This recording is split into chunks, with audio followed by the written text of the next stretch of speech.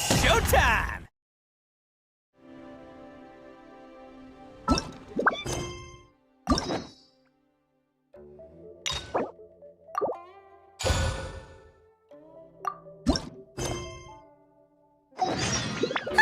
It's been a while since we visited Poisson. Maybe we should head over and have a look around.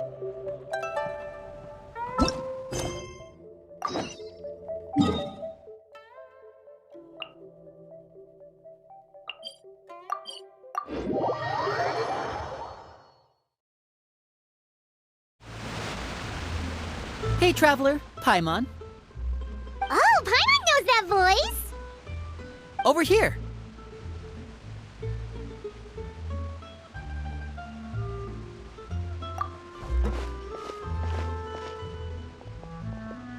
To borrow one of the more popular turns of phrase at the moment, this appears to be quite the fated reunion. Running into you two out of the blue like this has really made my day. I certainly wasn't expecting it. You can say that again. What brings you to Poisson? Wait, Paimon's got it! You must be here for one of your magic shows, right? Actually, we've run into a bit of trouble on the home front, so Father arranged for us to stay in Poisson for the time being. Oh, are Lynette and Fremine here too? Yep, along with most of the other members of the House of the Hearth. You may have noticed Poisson seems a bit more crowded than usual. So you're saying nearly the entire organization has moved to Poisson? Sounds like you've run into way more than just a bit of trouble. What's really going on? Well... Since the two of you are so curious, perhaps I can fill in the gaps. You scared Paimon half to death! Father, you're here. You know... on second thought, maybe we don't need to know? It's all probably super confidential House of the Hearth stuff, right? We totally weren't trying to pry or anything. No need to be nervous. I could sense your genuine concern from your conversation just now. Of course, I can also understand your confusion. Sending so many Fatui here to Poisson, it's only natural that some might suspect an ulterior motive to be involved. I understand. I'm well aware you've had your fair share of confrontations with the Fatui in the past, and I can't exactly guarantee that we'll remain on good terms in the future. As for right now, however, I would say we have little reason to be at odds, wouldn't you agree? The House of the Hearth could stand to be more open with those who have worked so closely with us in the past. As for the issue at hand, well, it hardly relates to any ulterior motive. To be frank, it all stems from a certain rumor circulating around the House of the Hearth. It's an internal matter. What sort of rumor? A rumor that a certain phantom child is hiding away in the House of the Hearth. A phantom child? Ooh, just hearing the name is giving Paimon the creeps. A spirit that should have long ceased to exist is lurking in the shadows of the House of the Hearth. So I decided to bring the children to Poisson before continuing to investigate the situation. I expect I should be able to track down the spirit fairly quickly. After that, it's just a matter of resolving the situation, if you will. It shouldn't be much trouble at all. If you're curious, or if you still have some concerns, it might be advisable to stick around for a few days. I'm sure the children would be exceedingly pleased to welcome some visitors. Lenny, I'll leave you to entertain our guests. I have some matters to attend to. Of course, Father.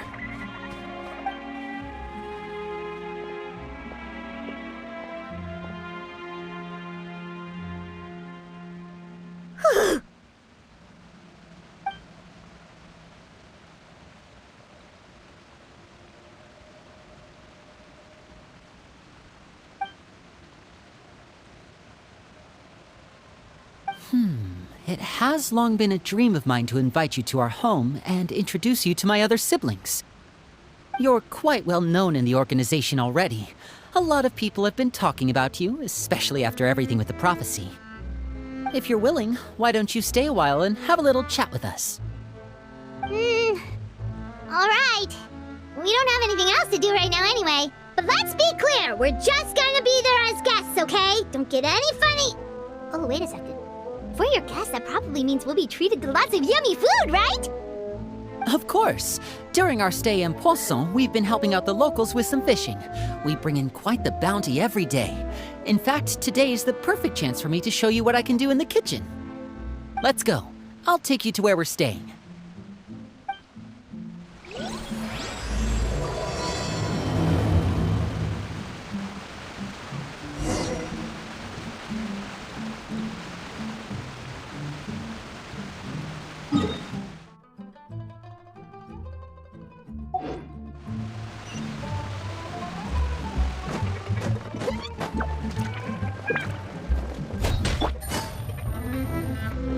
We rented this house from one of the locals to use as a temporary base.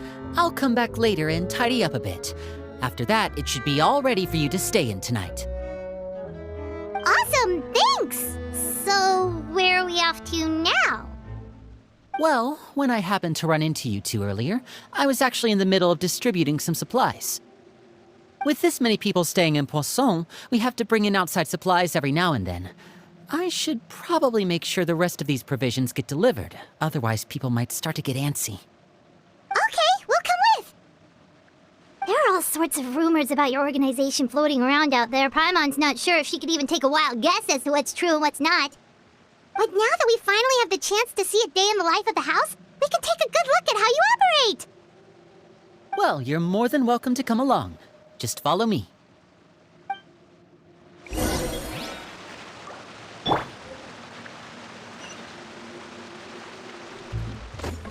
Someone needs assistance.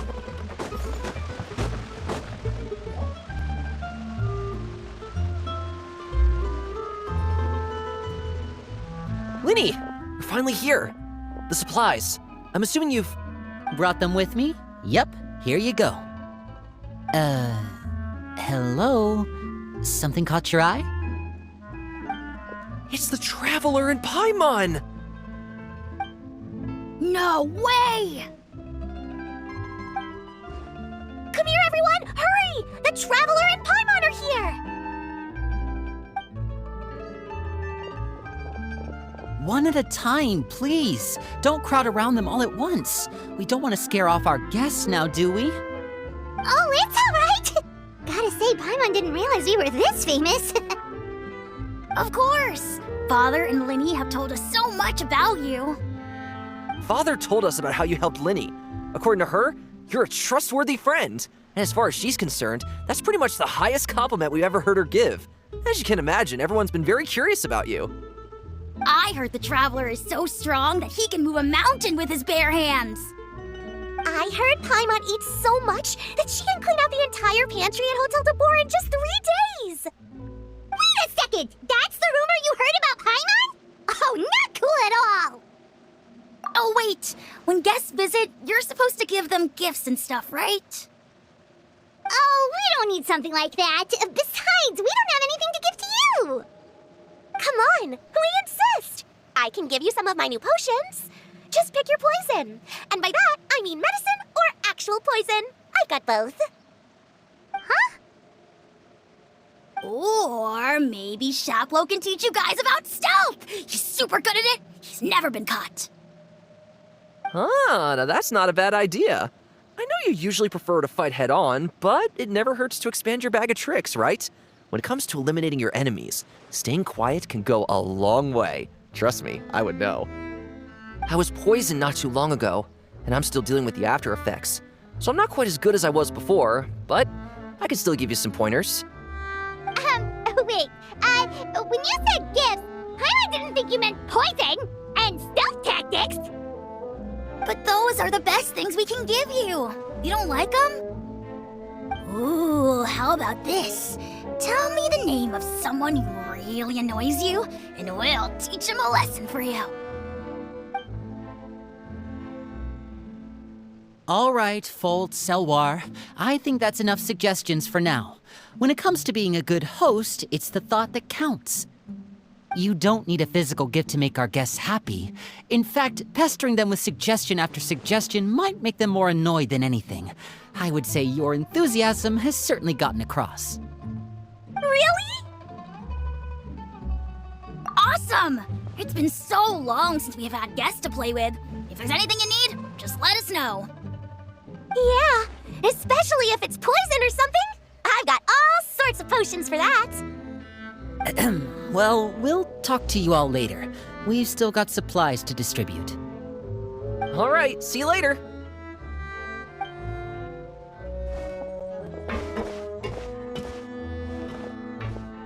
Bye!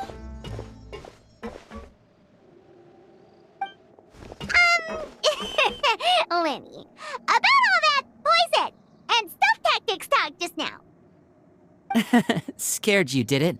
That kind of talk comes with being part of the House of the Hearth. When Foltz was really young, he strangled all of his family pets, just out of curiosity. He was labeled a dangerous problem child and was abandoned by his family. Elwar has an unnatural obsession with potions. Father has forbidden her from trying all the different concoctions she comes up with, but she still tries to test them in secret. You really have to keep an eye on that one. Chaplot is around my age.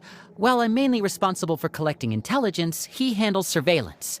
He's very passionate about his work and has no reservations about taking on some very difficult missions. I know you two probably aren't used to that kind of talk, but I can promise you they only had the best of intentions. Things like stealth tactics and developing different poisons, they really mean a lot to them. They were just trying to share the best of what they could offer, that's all.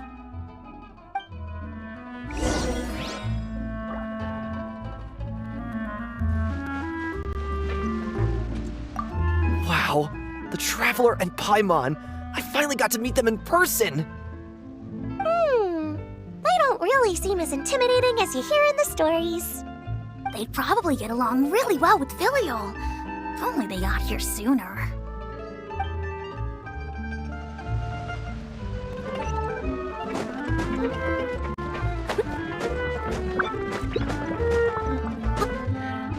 Filial, supplies are here. Thanks. And who are these two? Outsiders? Allow me to introduce you. This is the Traveler and Paimon. Oh, you're the famous duo I've been hearing so much about. It's nice to meet you. I heard you've traveled to all sorts of places. Is that true? Of course! We're making our way all across to that! Oh, good for you. You must be pretty familiar with Fontaine by now, then. Have you seen the new opera that started running recently? I think it's called... The 4,000 Thieves? Oh, this is the first we've heard of it. It seems like it's going to be fantastic. From what I've been able to tell from the posters, anyway. You should definitely check it out if you have the time. Oh, and there's The Blind Maiden, too. That one is supposed to have audience interaction. Seems pretty interesting. After this mission is over, I think I'll go get a manicure. Oh, maybe I should dye my hair. Wonder how much it'll cost. Is it just Paimon, or do these two seem much easier to get along with than the others? Looks like the House of the Hearth has some normal members after all. I heard that. Oops. I'm guessing you're referring to Foltz and the others? Yeah, we're definitely not all like them. I bet those crazies are practically foaming at the mouth right now. I'm sure they just can't wait to get back to Snezhnaya to carry out the plan. That's enough, Filial. Don't talk about family members behind their back, right? Whatever. Let's go. Guess this is goodbye then. If you ever have some time, we should go see the opera together.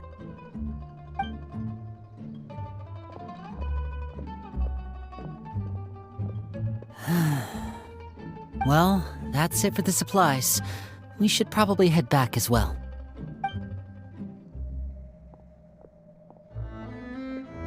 Well, they didn't seem too happy with each other. Seems like there could be something more going on here. You're right. We're only here as guests after all. Oh, Linny's getting super far ahead. Come on, let's catch up.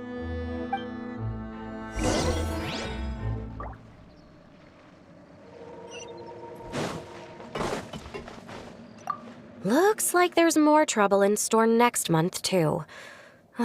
When will it end? Hey, just focus on the positives. At least our time in Poisson has been pretty relaxing. Don't you think?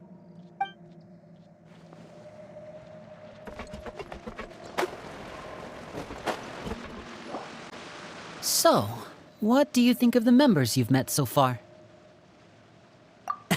Well, Father is always encouraging us to be strong-willed and independent. So if there's one thing we've got, it's people who aren't afraid to speak their mind. Well, I should probably get cooking. Want to join? Of course! Then let's head out and... Huh? Fremine? What are you doing here? Well, Hey, nice to see you again! Oh, you too. I heard you're here as guests of House of the Hearth. Welcome. We were just going to make some food. Why don't you come along? I could use some help in the kitchen, and I seem to remember you mentioning you wanted to make seafood soup for the traveler in Paimon. Seafood soup? Oh, Paimon's drooling already. Were you looking for something just now, Fremine? Maybe I can help. It's nothing. I just wanted to see if there were any extra supplies. Yeah, we've got some left over. What do you need?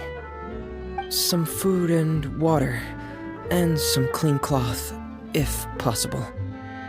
No problem. Give me a second here. Food, water... Wait a minute. What do you need all of those for? You're not on any missions as far as I'm aware, and you were just going to come eat with us.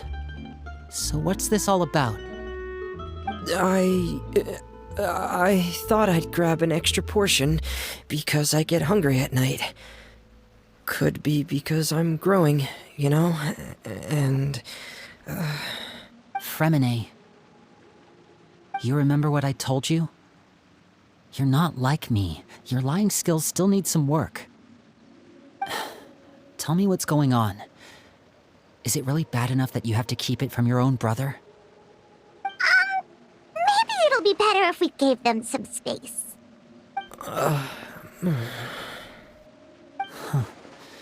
This is the first time I've seen that kind of look on your face.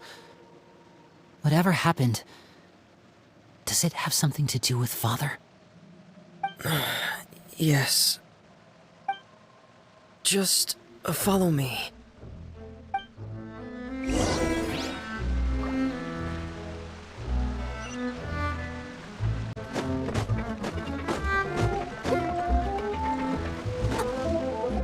You're back!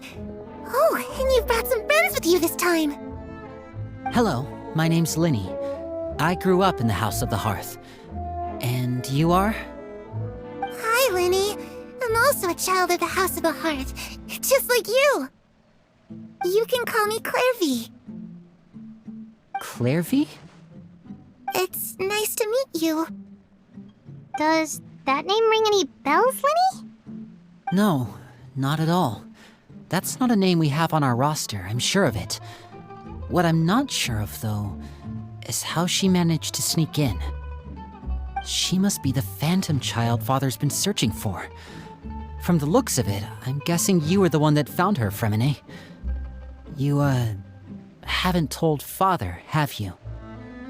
No, I haven't told anyone. I've just been keeping her hidden. For how long? About half a month now. So ever since we got to Poisson, then. Do you have any idea what you're doing? I know what I'm doing. Really? Because from where I'm standing, it looks like you're hiding the very person Father has been trying to find. If Father finds out about this, everyone involved is going to be punished. You know the rules of the house, Fremine. I know you do. Father doesn't tolerate any form of betrayal. So why are you doing this? I've thought it through. And I just can't hand her over like that. Linny, don't you remember last year? Chaplot nearly died after getting poisoned during that one mission. He wasn't able to get back before the poison started taking effect, and not a single person was there to help him. That night, while I was sleeping, I heard a voice telling me to go save him. I opened my eyes, but I couldn't find the source of the voice. I thought maybe I was just hearing things, but I went to look for him anyway. Luckily, I got there with enough time to save his life. That feeling of being haunted, of hearing voices, it's happened many times in the House of the Hearth. I'm sure you've noticed. So what you're saying is, that was her? She was the one who spoke to you that night? Unless there are other spirits roaming around the House of the Hearth, I don't think there's any other possibility. If Clairvy were our enemy, it wouldn't matter whether she was a spirit or an actual child. I would have acted without a second thought, because that's what Father ordered us to do. But she's been living with us, helping us from the shadows all this time. I think that makes her family. I couldn't just hand her over to be dealt with. Not when there's so much we still don't know. So what's your plan then? You can't keep her here forever. Someone is bound to find out eventually. I haven't thought that far yet. I don't want to disobey an order from Father, but I also don't want to put Clairvy in danger. Come with me. There are a couple things I'd like to say to you in private.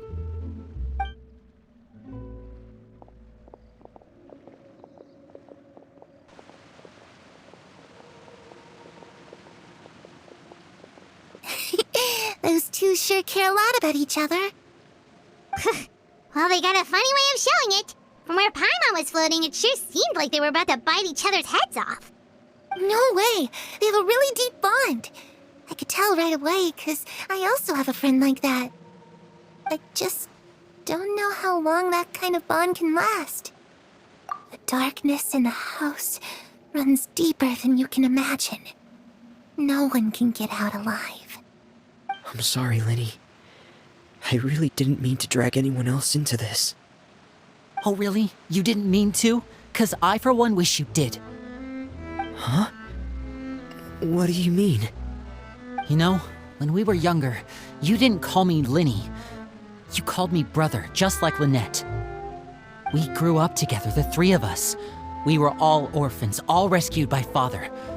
Of all the siblings in the House of the Hearth, I think our bond was the closest.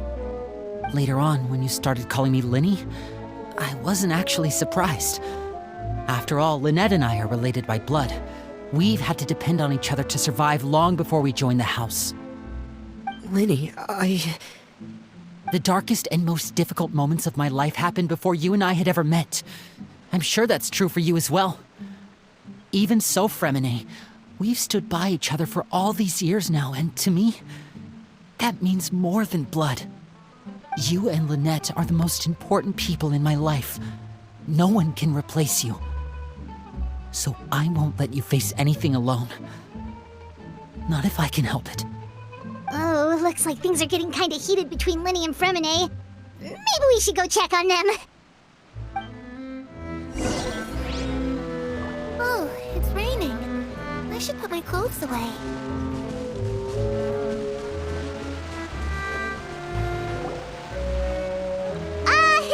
Hey, you two! Hope we aren't interrupting anything. Like a fight, or... Oh, wait a minute, Fremine. You're not crying, are you? Is everything all right? everything's fine. Thanks for asking. Well, we're all friends here, right? We've been through so much together, so if there's anything we can do to help, just say the word. It's just a small family dispute. It's not something our guests should trouble themselves with. In fact, it might be better if your stay ended here. What are you getting at, Traveler? When guests are around, families are often on their best behavior. And any disputes are less likely to escalate. That's what you're trying to say, isn't it? I... just... Thank you. I was really hoping to keep you out of it.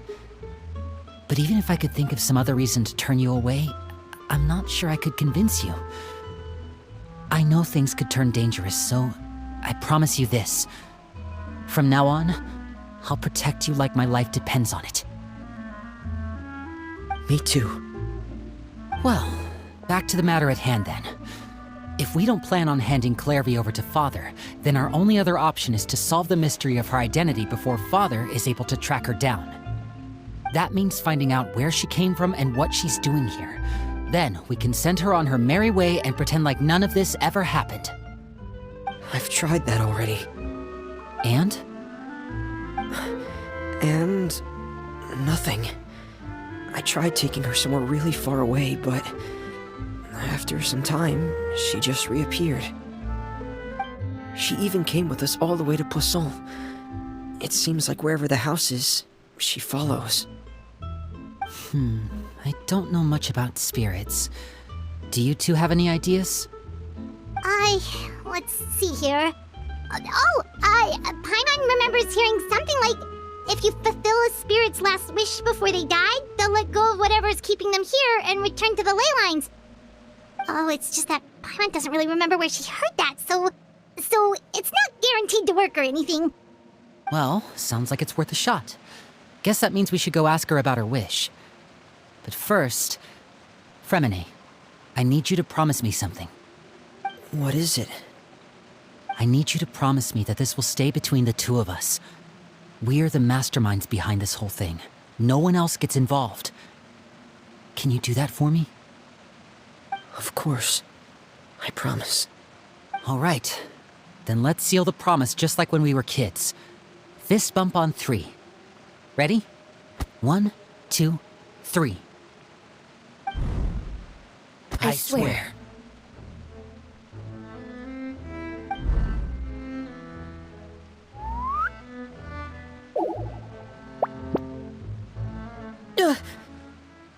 Whoa! Lynette! But what a surprise! What brings you here, dear sister? And, when exactly did you get here?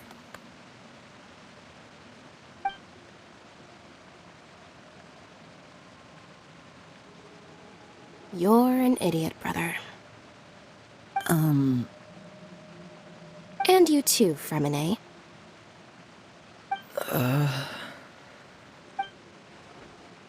You 3, Traveler, and you 4, Paimon. Wait, what did we do? I've seen Clairvy around the House of the Hearth before. I hadn't seen her in Poisson, so I figured she must not have come with us. But it turns out you were just hiding her. I heard you talking about your plan. Rather than steering clear of the situation, I'd rather fully join in.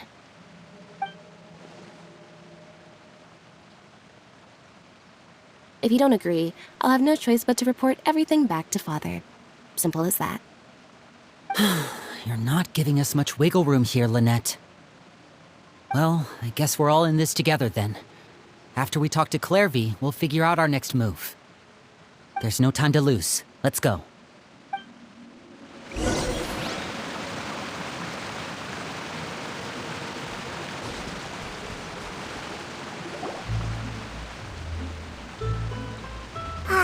I'm full. Thank you for bringing me this food, you guys. She said she's full, but the food doesn't look like it's even been touched. That's right. Based on what I've been able to observe, it doesn't seem like Clairvy can interact with the physical world at all. Still, when she's presented with food, she'll always linger around it for a good little while. Maybe, in her mind, she really is eating those things. Does she know that she has already passed away? I've tried to ask her, but she didn't answer. My guess is that she's just as confused as we are. Or maybe she couldn't understand the question at all. Clairvy, if you've got some time, I'd like to ask you a few questions. Sure. Oh, another new friend. Hi, I'm Clairvy. Hello. Clairvy, how did you join the House of the Hearth? Huh? Isn't it the same for everybody? The knave brings you here and then you can't leave. It's just that your name, it's not on the roster. And I've never seen you before. The roster? Oh, I get it now. I think there might be some things you don't know about this place. The people in charge, they're not as nice as they look. They say they keep a roster, but it's not complete. There are a lot of people who aren't on it, and never will be. In this house, some people are family, and other people are just test subjects. Those kinds of people aren't ever going to get a place on the roster, unless it's the roster of people who've been executed. Wait, does that mean the knave... She... Is there anyone that can vouch for you? Perry. She's my best friend.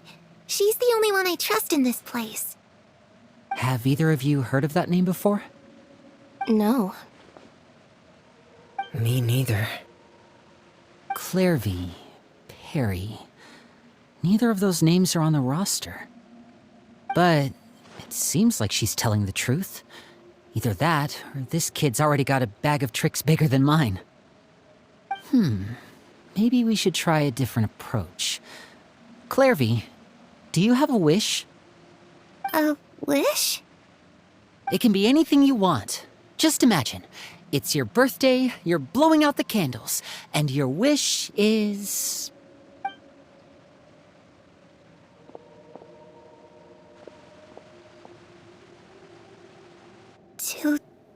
To go outside. Where the sun can find me. That's it? Well, that sounds easy enough. The darkness in the house runs deeper than you can imagine. No one can get out alive.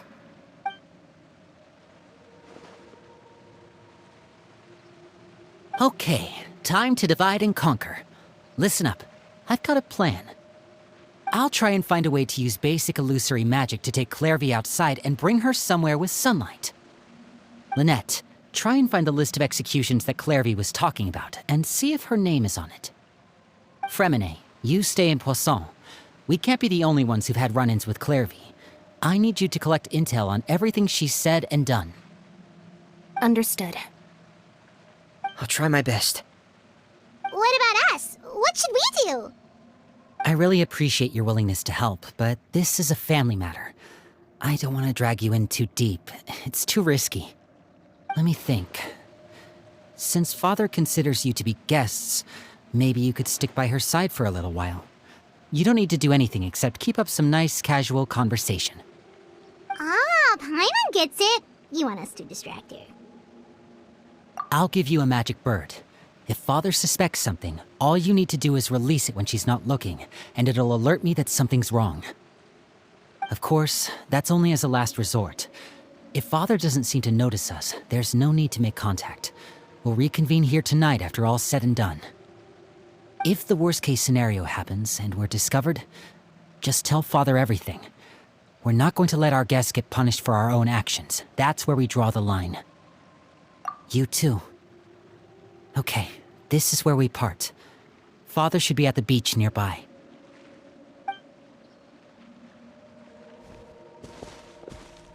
I really hope this goes well. No, it has to go well. That's the only way this can get resolved.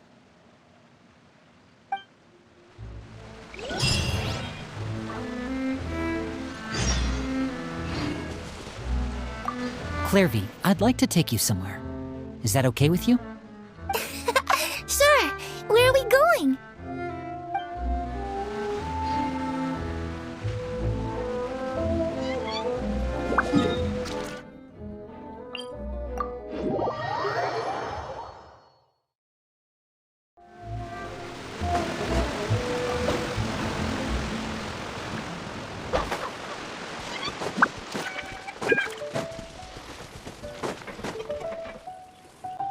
It's the knave! And... child! Hey, aren't you supposed to be in Snezhnaya recuperating? What are you still doing in Fontaine? Oh, it's you two. I didn't expect to run into you here. I was unconscious for quite a while after the fight in the Primordial Sea. After I woke up, I realized I was being taken back to Snezhnaya. And well, I couldn't have that now, could I? Not when I've still got unfinished business here in Fontaine. So, I mustered up all my strength and made the journey back on my own. What sort of unfinished business are we talking here? It has to do with Skirk, my master. I really wanted to meet up with her, but by the time I got back, she had already left. I still have so many questions for her. Without any other leads, all I could do was ask the knave to help me track her down. She must have left behind some traces from her time in Fontaine. Oh, okay, so have you found any clues? Unfortunately, no. While the House of the Hearth is adept at collecting all manner of intelligence, certain existences can still manage to escape our purview. Basically, unless Master feels there's a need to meet with me, she's not going to be found. But that problem has an easy fix. I just need to become stronger, and then... Paimon thinks you should focus on getting better first. The worst of it is over. It's all thanks to that one kid from the House of the Hearth. Elwar, I think her name was. She gave me a bunch of random potions to drink. They didn't go down easy, let me tell you. Pain and chills all over. But they really did help speed up my recovery. And that's good, because it looks like I really do have to head back this time. The old man's been putting the pressure on me. He sent someone to tell me I'm needed for some sort of project. Project Stuja? Yeah, that's the one. I heard Regrator's involved too. I'm not looking forward to having to listen to all his monologuing, that's for sure. Hey, maybe you could think of a way for me to stay in Fontaine for a little longer. Helping Linny and the others brush up on their fighting skills would be far more interesting. If you and I could spar, that would be even better. I've been waiting for a chance to see you go all out. And what a sweet little daydream that is. But I also have a role to play in all this. I'll be leaving Fontaine shortly as well. Besides, considering how little they see fit to step outside the homeland, being called on to return to Snezhnaya by such illustrious dignitaries, what a great honor. Wouldn't you agree? One I could do without, I'd say. Is it just Paimon? Or does it kind of seem like they're... So, dear guests of the House of the Hearth, to what do I owe the visit? Well, we just... right! We're super close to Linny and the others, but we still don't know much about you! Is that so? Introductions have already been made, have they not? Oh, well, you see? There's only so much you can learn about someone from a short introduction.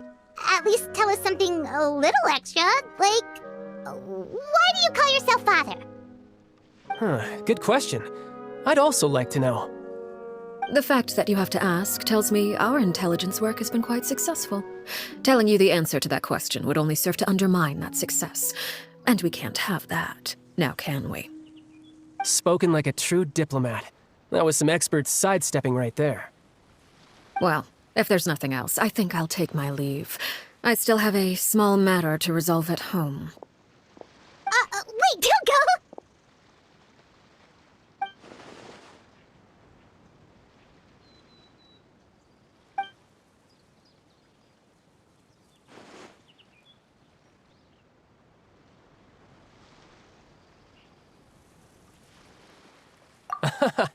I'd also like to hear the answer to this.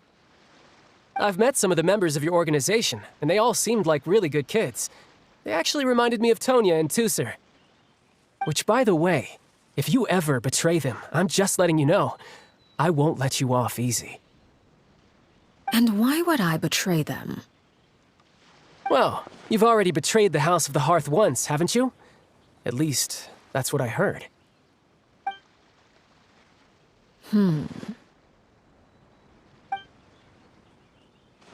Okay, I admit. That's just what the old man told me. The rooster, I mean.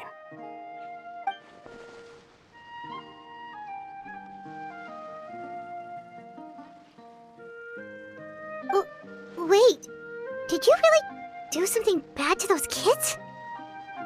Never mind what I've done. I'm more curious as to what the mighty rooster had to say. Care to enlighten me? Well, nothing much. Just some stuff about you taking out many other members of the House of the Hearth, and even going so far to attack your own family. I see. Oh, based on your reaction, I'm guessing it's all a bunch of lies. Hardly. I don't appreciate his particular turns of phrase, but I suppose he didn't say anything untrue. Although, it would be more accurate to say that there is a certain level of prejudice involved, but I don't intend to clear that up just yet. Prejudice has a funny way of concealing the real truth behind certain things, an attribute that I find to be quite advantageous. Call yourself a Fontainian, for example, and people will assume all sorts of things, when the real truth is that this is simply the land where I was raised. Huh? You're not actually from Fontaine? But then why did you try to help out with the prophecy and everything? I was trying to protect the children born in Fontaine. Claiming that I myself was a Fontainian simply made it easier to operate. People would hardly suspect a fellow Fontainian of having any ulterior motives. Who wouldn't want to save their homeland after all? The primordial sea wouldn't have any effect on me, but it would have caused great harm to the House of the Hearth. Well, you wanted extra information, didn't you?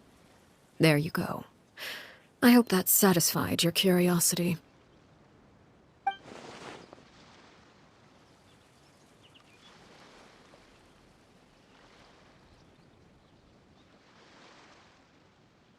So, you stayed in Fontaine for the kids.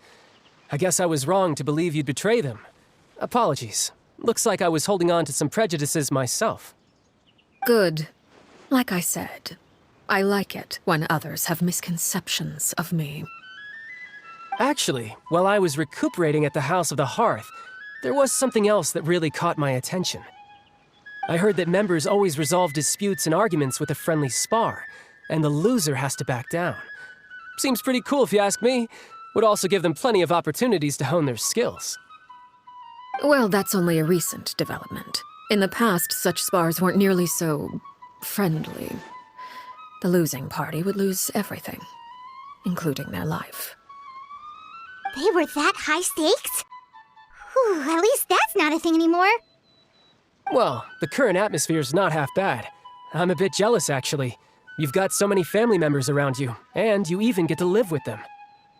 Having a lot of family around means dealing with a considerable amount of bickering and scheming. Once Tonya and Tusser enter their rebellious phase, I'm sure you'll understand. Just imagine. Tusser becomes obsessed with plucking out strands from the rooster's mustache, or Tonya decides to dye her hair 42 different colors. Okay. I get the picture.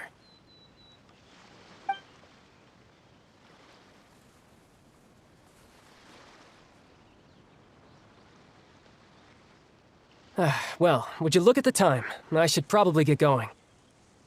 Traveler, Paimon, I'm not sure where our paths will cross next, but the next time we run into each other, we should definitely try and find some time to spar. Again,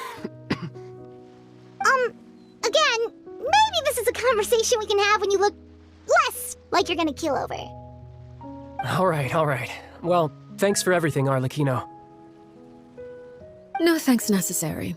You also played a part in obtaining the Gnosis. I would say we can call ourselves even. I like the sound of that. Well, I'm off. See you all some other time. We should probably get going too. Do you want to head back with us? Oh? You want me to leave so soon? Well, you see, I'm rather enjoying the evening breeze. If you don't mind, I think I'll stick around for a bit. I have some things to think about. Apologies for not attending to you like a proper host. Please forgive this slight. I do hope you'll have a pleasant stay. we managed to keep her distracted until nightfall. Good thing Child was there to keep the conversation going. You don't think she suspected anything, do you? Oh, I wonder if Liddy ran into any issues. Let's hurry back and see how everything went. Oh? You decided to stay a little longer? Let's take in the ocean view together, then.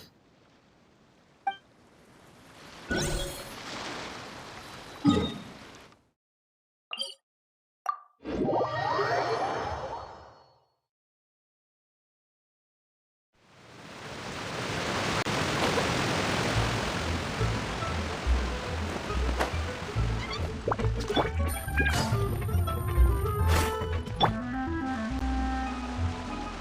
how did everything go? Well, long story short, we ran into a small issue. Clairvy can't go into the sunlight. Everything was fine at first. She followed me up to the surface just like I told her.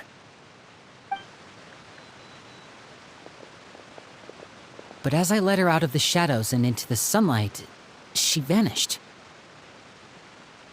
I turned around and there she was, standing at the edge of the shadows, silently watching me. Huh. Maybe she's afraid of sunlight, or... No, it wouldn't be her wish if that were the case. Well, we could always try pushing her into it. Oh, true. I've pretty much tried it all already. Nothing worked. Eventually, the sun went down, so all I could do was bring her back here. How did it go with you, Lynette?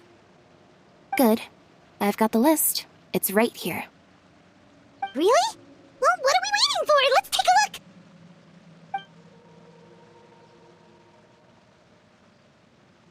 Oh, that's a lot of pages. Oh, it's gonna take forever to get through it all. We can each take a section. Here. La Pouillade, L'Endroit, Chambel, Horaire.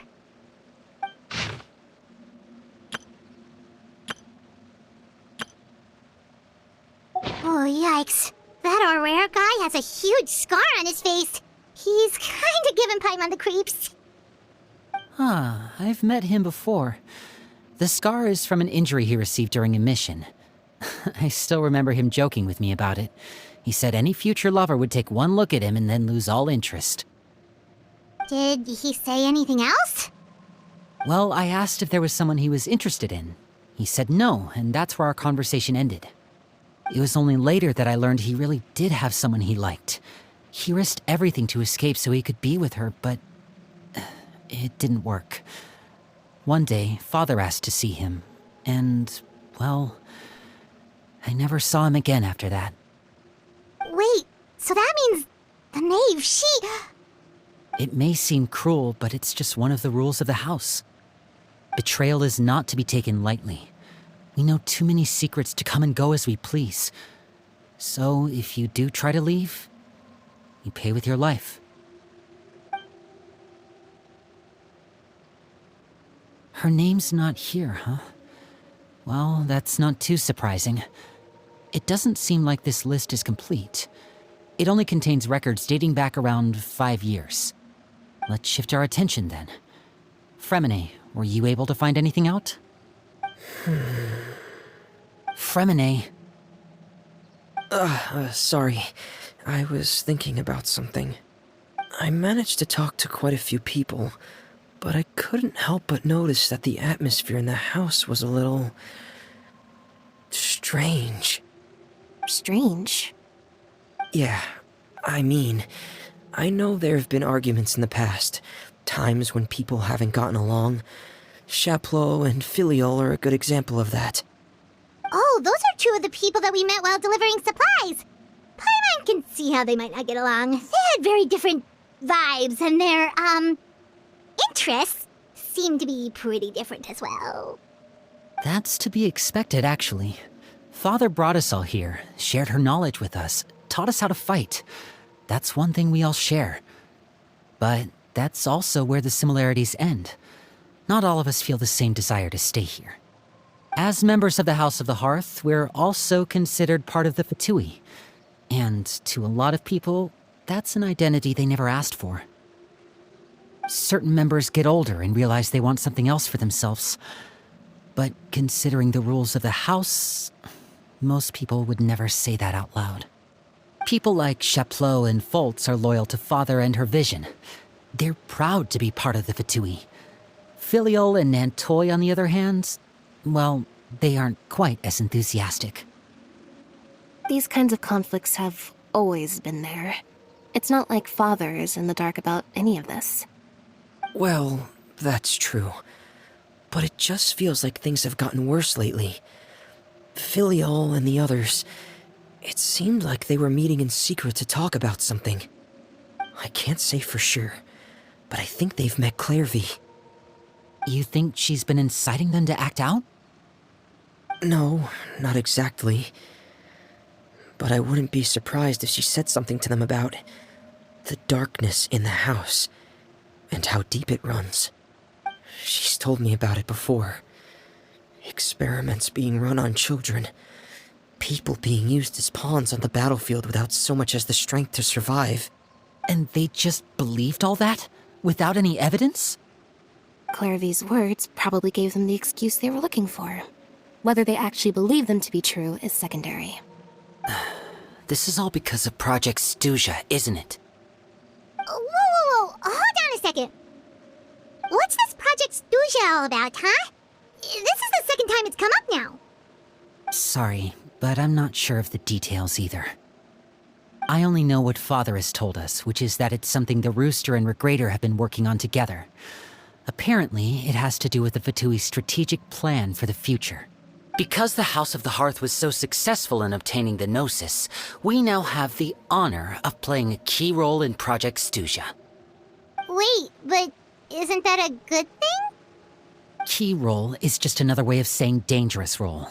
To us, the whole thing is an inconvenience. Father thinks so too, but she's in no position to refuse. Their plan isn't exactly unreasonable, and they've been funneling the house a lot of funding. It's just that we'll lose a lot of members in the process. Participating in the plan, it's an honor in name only. What they're really trying to do is subdue us. The existence of an intelligence organization outside their control makes them feel uneasy.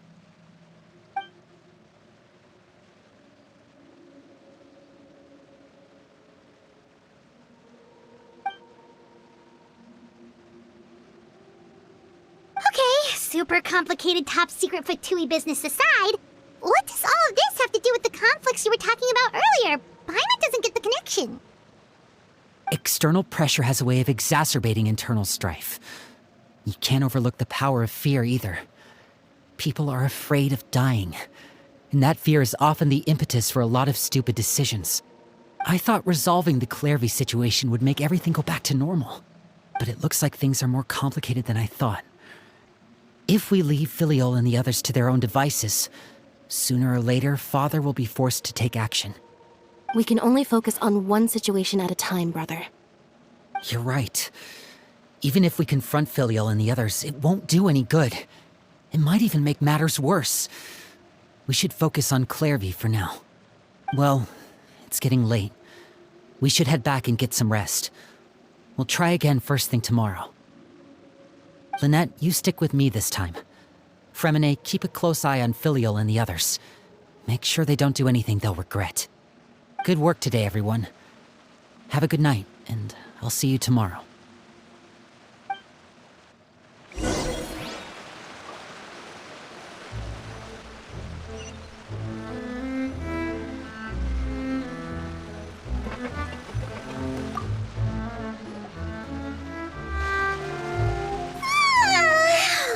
I'm always looking forward to an early night, but she can't sleep at all.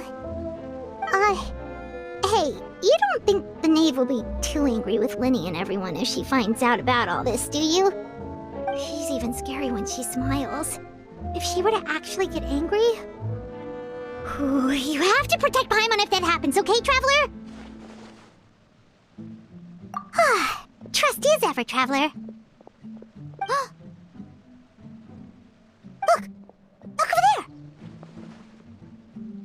Quick, let's catch up with her before anyone sees!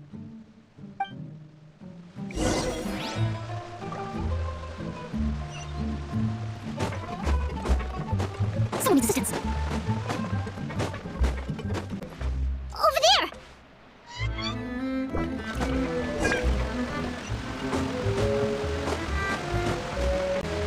Oh, where is she going? Oh, if someone sees her, we're toast!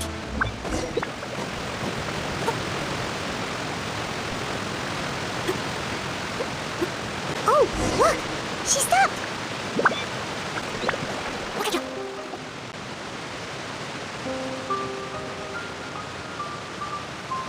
Clairvy! Shh. I opened the window while no one was looking. Look how pretty the outside is. If only I could have more than this. You probably think I'm being silly, huh?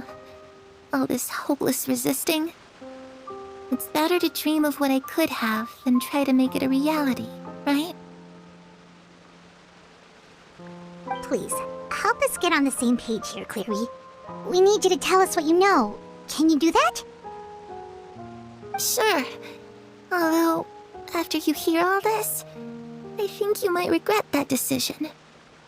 Everyone in this family is nothing more than a tool, something to be used and exploited.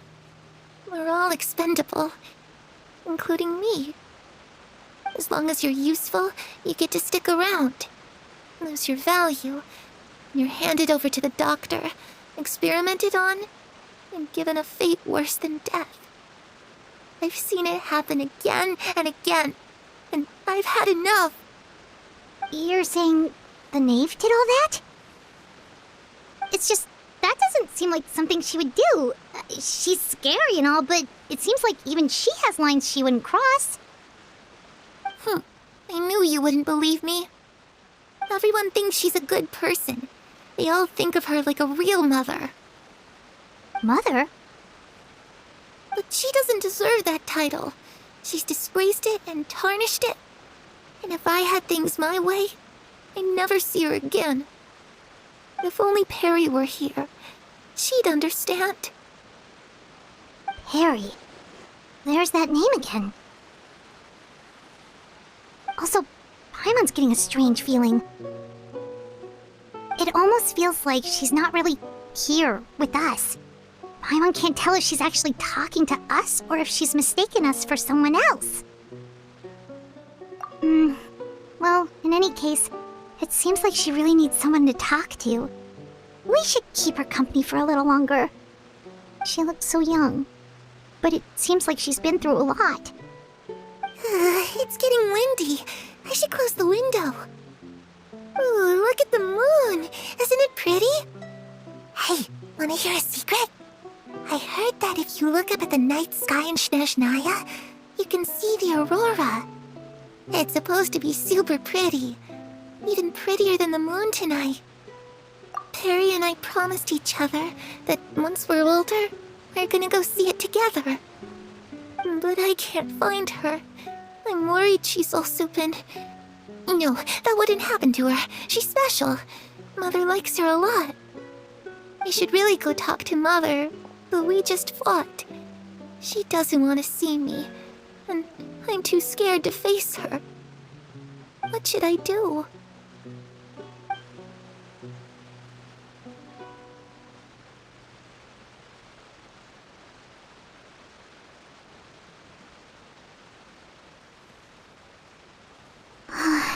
Paimon really doesn't understand what's going on with her. Well, let's head back. We've got an early morning tomorrow.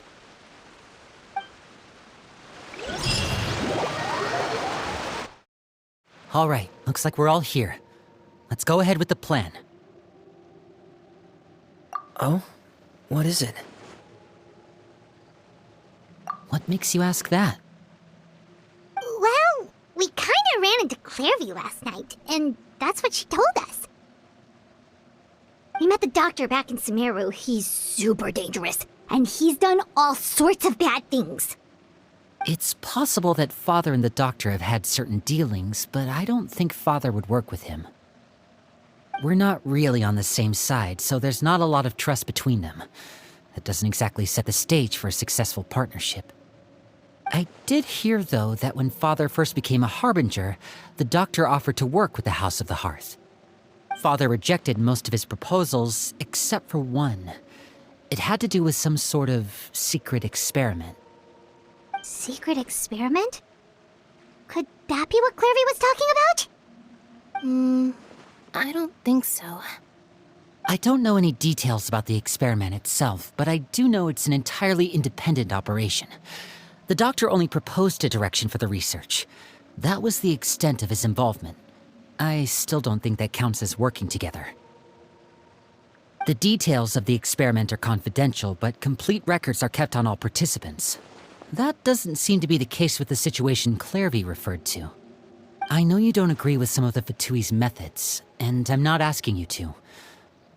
But I am asking you to trust us on this. The House of the Hearth has its own principles. There are certain lines we're not willing to cross. Alright, that's good to hear at least. Clairvy seems to think the knave and the doctor worked together to do something horrible. If that turned out to be true, Paimon doesn't know how he would even face you guys. It's just that it doesn't seem like Clairvy is lying either. The easiest thing to do would be just ask the knave directly, but Paimon doesn't think she'd tell us. Father didn't come back last night. She's probably still near the shore. We'll be counting on you to distract her. Lynette, you're with me. Fremine, you know what to do. Be on your guard, everyone. All right, let's get to it.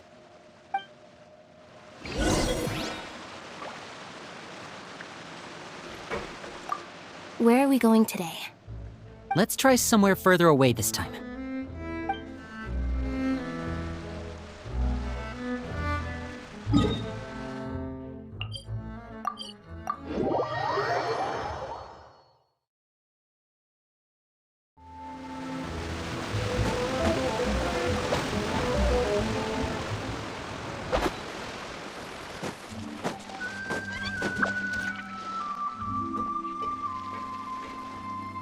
Ah, it's you two again. I must say, you look a bit pale. Did you have trouble sleeping last night? A little. Perhaps if you had less on your mind, you'd be able to absolve yourself of such troubles. So what are you planning to do now? Catch up on some sleep? Or should I give you some time to rack your brain for a topic to discuss before I ask any questions? Although I must profess to being curious. Without child here, how do you plan on distracting me? Us? Distract you? A good one. But no, we were just here for a chat. Looks like you could have used some extra time to think. No matter. If you don't have any other plans, why don't you accompany me somewhere?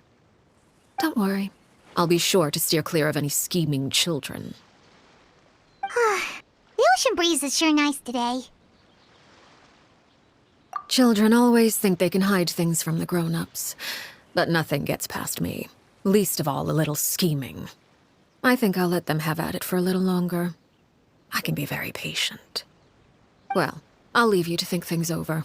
If you're so inclined, meet me outside the Palais Mermonia. Good things come to children who do as they're told. So I do hope you decide to tag along. If only for your friends' sakes. What should we do? She clearly knows about everything we've been doing, and Paimon doesn't think it'd be a stretch to say she was threatening us just now.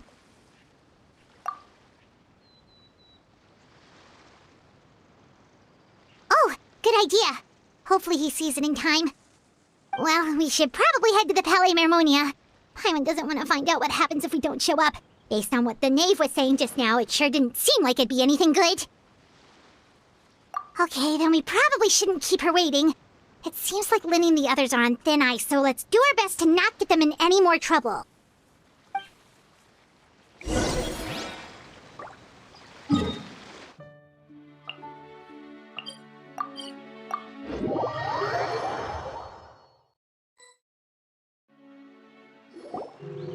Seeing as we still have some time before my meeting, we might as well enjoy some pleasant conversation while we wait. I'm glad to see you get along with my children. Being surrounded by good companions is necessary for a child's development. You're not planning on doing anything to them, are you? I assume you're referring to Lenny, Lynette, and Fremine. Although, there's that situation with Filial and Nentoy as well. It appears quite a few people have been acting out lately. No matter. I'm not one to discriminate. All those who betray the house meet the same fate. There are no exceptions. Does that mean you're going to kill them? Oh, are you here to beg for their lives? I'm sorry to disappoint, but the rules of the house change for no one. In my organization, everyone is responsible for their own actions. But don't you care about them at all? They really respect you. They even call you father. You must feel something for them. Any organization in which feelings come before principles is one destined for ruin. The House of the Hearth is hardly an exception. You could say our principles are more stringent than most.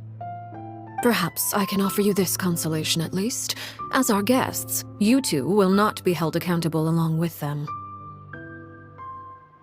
I would imagine Linny, Lynette, and Fremine will be able to keep their lives. As for Filial, Nantoy, and the others, I'm afraid there's little I can do. They can try to escape, but once you know our secrets, there's no getting out alive. But that's awful. Ah, you seem concerned. Out of consideration for my guests, I suppose I could turn a blind eye for a little longer. If Linny and the others manage to dispose of Clairvy in the meantime, all evidence of their wrongdoing will be lost. In that case, I could hardly punish them for something I couldn't prove. If their efforts are unsuccessful, on the other hand, all will be held accountable, and the punishment will be severe. Of course. Oh, and here, I believe this belongs to you. Do try and keep better track of it next time. It takes a considerable amount of time to train a bird like this. It would be such a pity if you were to lose it. Permanently. Wait, where did you get that?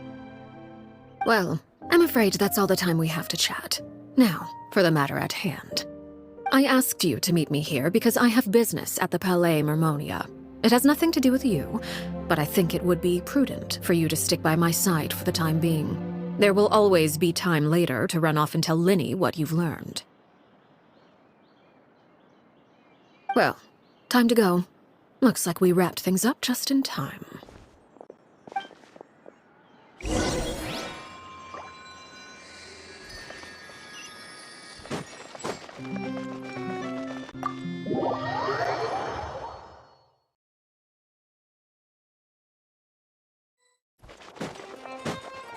Someone needs assistance.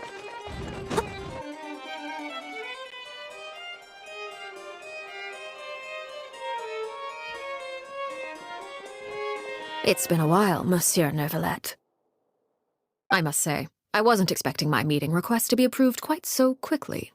The Palais Mermonia operates with an efficiency worthy of admiration. It is only right that an esteemed diplomat such as yourself should be afforded the proper level of respect. Although, if I may speak plainly, I must confess that I did not anticipate we would have the occasion to meet again after presenting you with the Gnosis. I see you've brought the Traveler and Paimon with you as well. If I may inquire as to the purpose of your visit. I'll be departing Fontaine shortly. There is, however, an outstanding matter that I would like to see resolved before I go.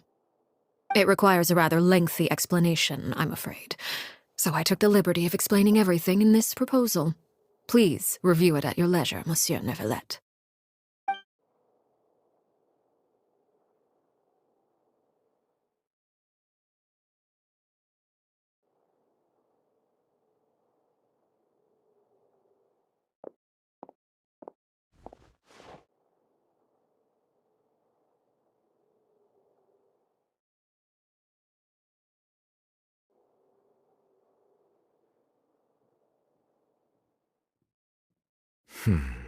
I understand your request.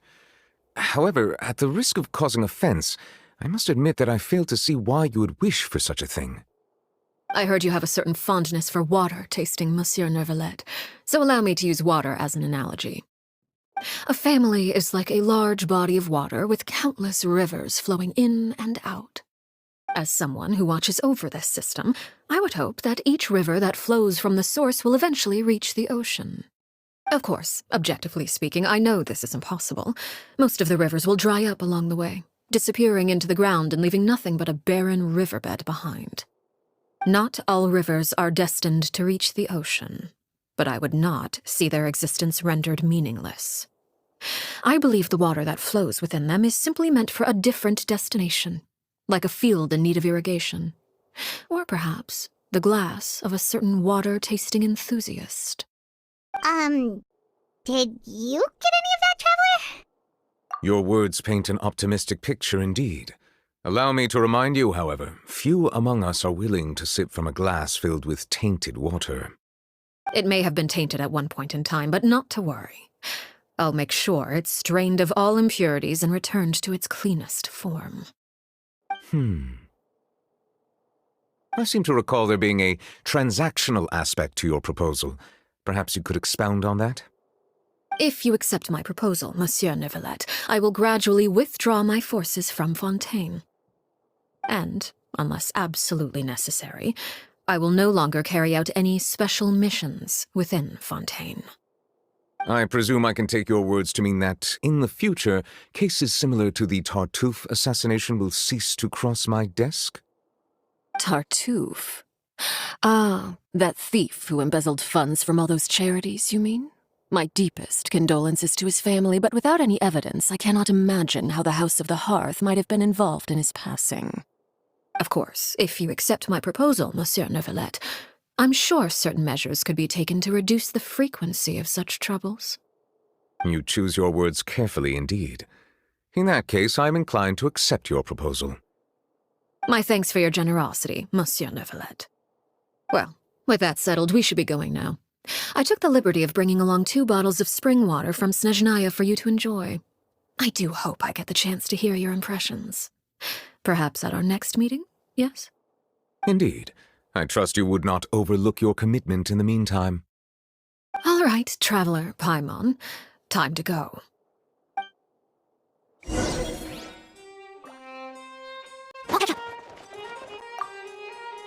I believe I've told you before that my emotions easily resonate with those of others. Yet in the few meetings I've had with that Harbinger, I haven't been able to sense any aspect of her emotional state. Her mind is like a still body of water. Who knows what darkness lies in its depths, and the lack of ripples on the surface gives nothing away. It's unclear whether this is her natural state of being, or whether it's an incredible strength of will that gives her the ability to master her emotions. Either scenario, however, suggests she is a very dangerous individual.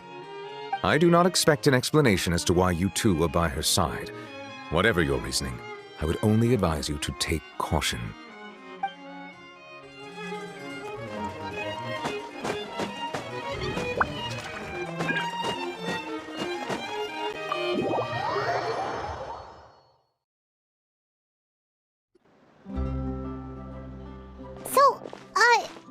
What exactly were you talking about back there?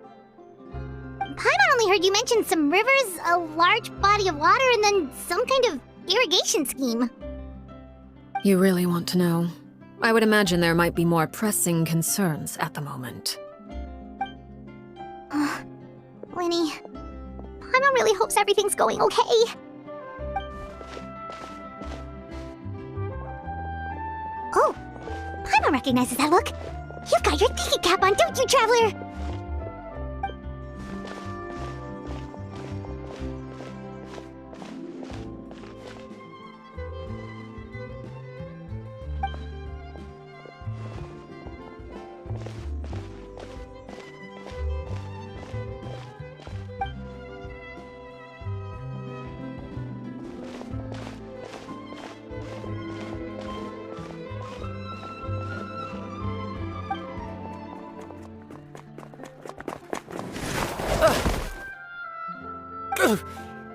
Oh, shoot. Are you all right? Oh, geez. I'm so sorry. I was so focused on selling these papers, I wasn't looking where I was going. Well, let me make it up to you at least. Here, take this paper. On the house.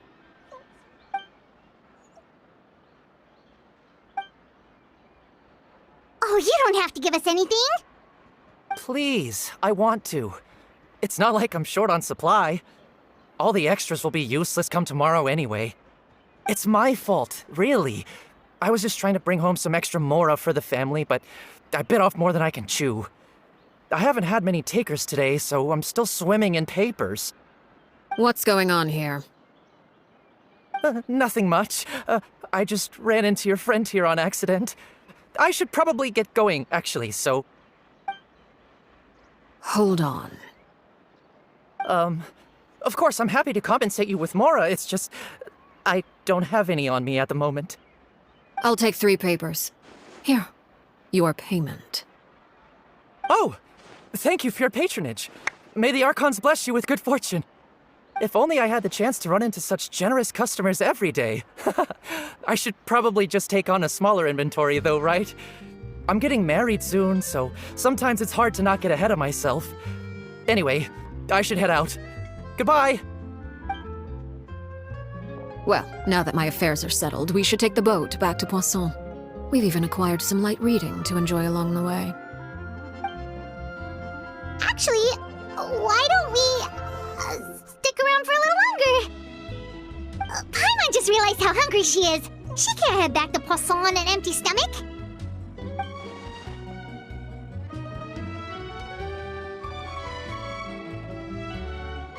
It appears you two are under the impression that delaying our return will somehow alter the situation in your favor. I'm sorry to ruin your fantasy, but your efforts are meaningless. That being said, I could be persuaded to give Linny some extra time. I just have one condition. If you agree to my request, I'll even answer some of your questions. You're quite curious about Clairvy, are you not? And my relationship to her. Wait, why are you being so generous all of a sudden?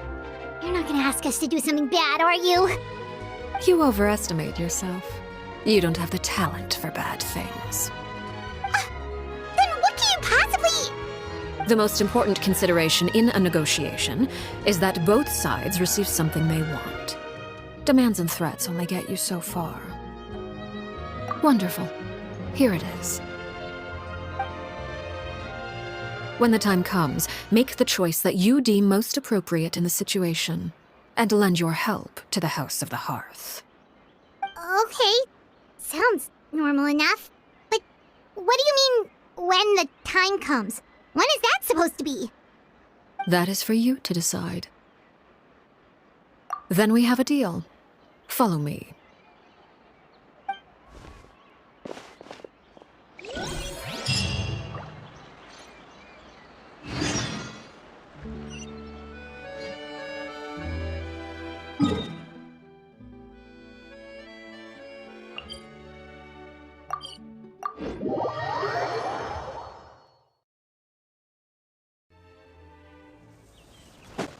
Someone needs assistance.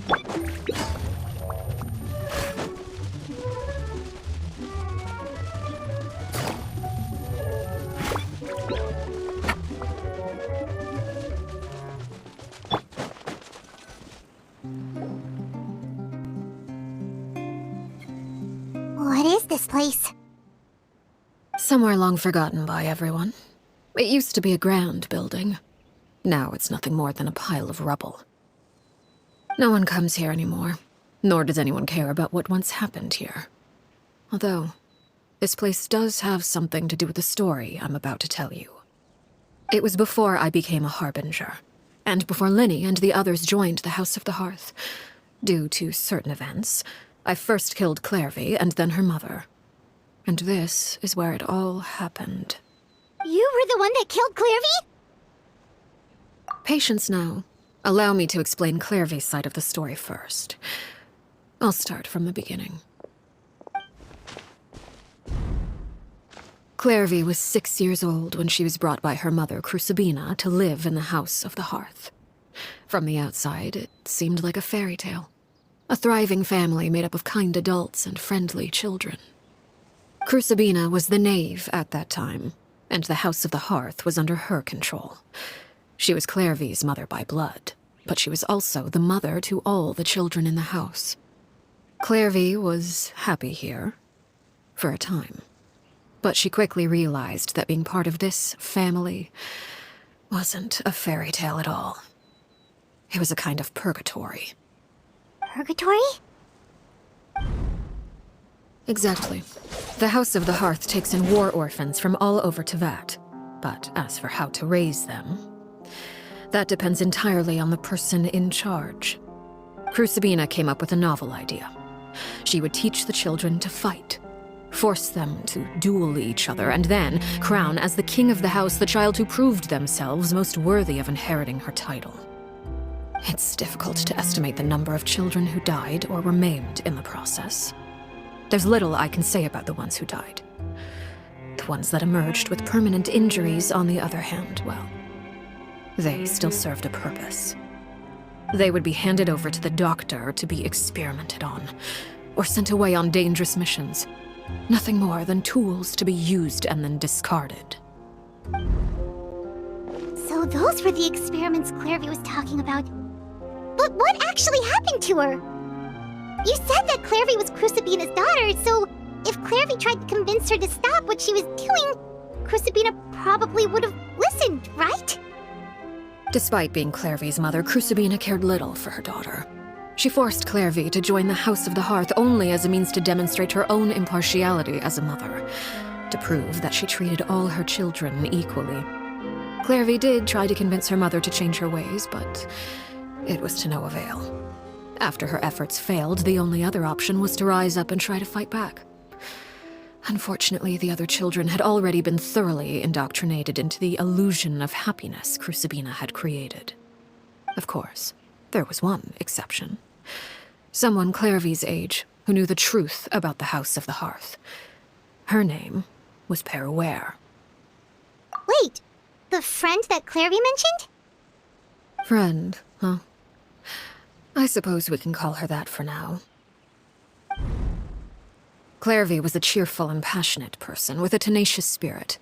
Peruere, on the other hand, was rather cold-blooded. Her cold-blooded nature allowed her to see through Crucibina's facade. Yet, it was also this cold-bloodedness that prevented her from acting against it. At least at first. While Clairvy longed for freedom, Peruere was convinced that, amid all the fighting and violence, she would make it until the end. Despite their differences, the two became fast friends, united by their knowledge of the truth. Clairvy told Peruere that she hoped to create a real family, where no one would be killed or sacrificed. There may have been a certain naivete to her ideas, but Clairvy proved her determination many times over. She tried countless times to run away, ask for help, or expose the truth. But her efforts only earned her beating after beating. The only thing that kept her going was her strength of will. Even with her body racked with pain, she would still stand on her tiptoes and open the window at night. She and Peruere would look out at the moon together, a fierce longing for freedom shining in her eyes. But one day that light simply vanished. Oh no. What happened? Her hopelessness resulted from a culmination of things. 10 years had passed. 10 years worth of failure after failure. She and Peruere weren't children anymore, but finding any chance to escape still seemed as hopeless as ever. It was during this time that Peruere suggested a new plan. If escaping was out of the question, why not take down the very person sitting on top of this throne of lies? Mother herself. Clairvy rejected that proposal. She claimed that, as a famous harbinger, Crucibina possessed an unimaginable amount of power. Trying to kill her would have an incredibly low chance of success. Clairvy never gave another reason, but Peruere could see it written all over her face. Clairvy still thought of Crucibina as her mother. Killing her own flesh and blood was a line she couldn't bring herself to cross. If she couldn't escape and fight back, then only one option remained. Precisely. Death was the only way that she felt she could be free. It happened during a duel. When she arrived at the dueling ring that day, her partner turned out to be none other than Peruere, the very person that had stood by her side all those years. It was a fierce battle, but ultimately, Clairvy decided to let Peruere end her life. From that moment on, Peruere's journey was one written in flames. When the rain finally came and washed it all away, there she stood, the sole victor in Mother's endless game of slaughter. A trail of corpses strewn across her path to success. It was the very result she had predicted 10 years prior. Even then, she believed she would make it until the end. She wasn't surprised by the fact that she emerged as Mother's undisputed heir. Rather, her success left her with an inexplicable sense of restlessness. She was unsettled, and there was only one thing that could quell that sensation. Perhaps you two would like to take a guess as to what it was? Crucibina, you mean? But... Correct. This is the place where Peruere killed her best friend. A mere year later, this is also the place where she fought tooth and nail to kill the mother they shared. The moment she acted, any conception of what was right or wrong ceased to matter. It's one of the principles of the house. Only those who survive get to write the rules. Peruere won the battle, and became a harbinger herself. After which Her Majesty, the Tsaritsa, bestowed upon her a new name. Arlecchino. So the Perry Clairvy was talking about... It was you all along. You're Peruere. Arlecchino is just a name you got later. I left that name behind long ago. I must say, hearing it now does bring back memories. After I defeated Crucibina, the moniker of Mother died with her. I chose to forego the title she called herself, and even chose to give up my own name. I rebuilt the House of the Hearth under a new identity. Not only as Arlecchino, but as father. And that is where the story ends. Any more questions? Yeah. Based on what you just told us, Clairvy wasn't a little kid when she was killed. So the Clairvy we met... Was she really a spirit at all? I suppose you could call her an illusion born of flame. Her existence is like ashes to a fire. Something left over in the wake of blaze and ruin. You see, a certain power runs through my veins. It's not unlike a curse. My flames leave behind shadows of anything they consume. Of course, the chances of those shadows morphing into a sentient entity are exceedingly slim. Clairvy is a very special case. Clairvy died when she was 16 years old, but what emerged from the flames was her 6-year-old self. Her appearance wasn't the only thing affected. Most of her memories were lost to the blaze as well. Memory is a mysterious thing indeed. Losing a portion of your memories will alter your sense of self. Lose 10 years' worth, however, and it would be like living in the past. Like returning to a version of yourself that never grew up. No wonder Paimon got such a weird feeling when we were talking to her. Perhaps I should put it this way. Clairvy is someone trapped in time. It may seem like she exists with us in the present, but she truly lives in the confines of her own past. So if all of that is true, then you must have known about Clairvy for a long time. Indeed. She's a rather volatile and unstable entity. Sometimes she would look after the children. She's even saved some of their lives.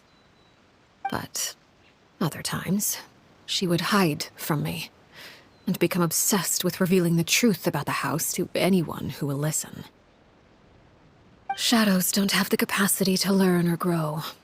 Any new information they encounter is quickly forgotten over time. Your attempts to expose Clairvy to sunlight, they failed, yes? The reason is actually quite simple. In Clairvy's mind, the house is impossible to escape, and it is this very perception that traps her there. But no matter. All I have to do is kill her again, and all will be resolved. I don't anticipate so much as a single speck of ash will be left behind this time. Wait! Paimon can understand why you might want her gone, but isn't there another way? So what if she's trapped in her 6-year-old self? She's still your friend! At least talk to her first! It's too late for that. She broke the rules, and now she must be punished. That goes for Filial and Nantoy as well. She's had quite the effect on them. I hope you understand. The difference between Crucibina and myself lies in our formulation of the rules, not our policy for enforcing them. Upholding the rules without question is a trait we both share, because that is how a household should be run. Is this really what you want to do? Whatever could you mean? Don't you want to say a proper goodbye at least? Whether as a killer or as a father, there are two things that must be avoided at all costs: anger and sorrow. Anger makes you impulsive. Sorrow causes you to waver. Well, it appears it's about time to proceed. Before we arrived, I told some of my well-behaved children to bring our troublemakers here by nightfall. I do believe I've kept my end of the deal. I gave your friends quite a bit more time. As for what happens now, we'll just have to wait and see.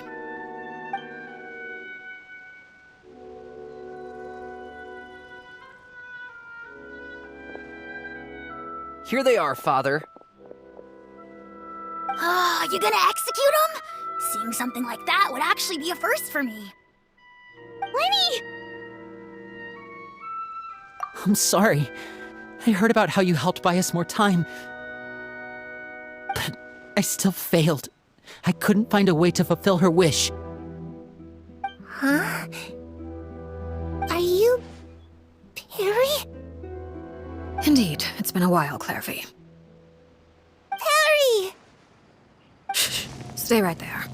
I'm sorry to postpone our reunion, but first I believe certain scores need settling.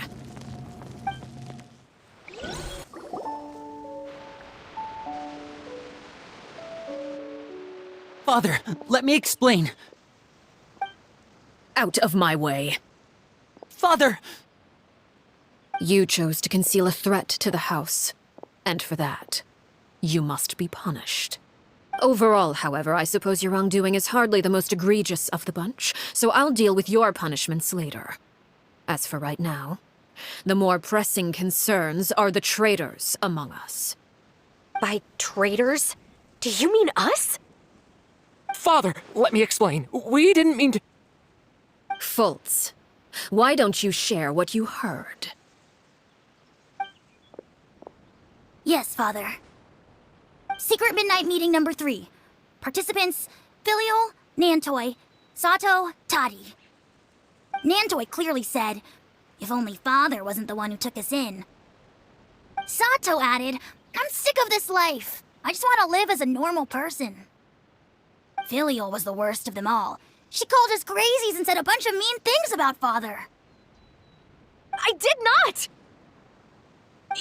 You're lying! Fultz is trying to frame us. It's not like I'm the only one who heard those things. After that, you and Toddy and a bunch of other people started talking about Clairvy. You were using all those things Clairvy brought up as an excuse to question Father. We're birds locked in a cage. The only way out is to destroy it. That's what you said, wasn't it? You little... You just want me gone, don't you? What did I ever do to you, huh? And you, Sheplo, have you forgotten who stood by your sickbed, watched over you, and changed your dressings? Come on, let's hear it then. What's your reason for all this?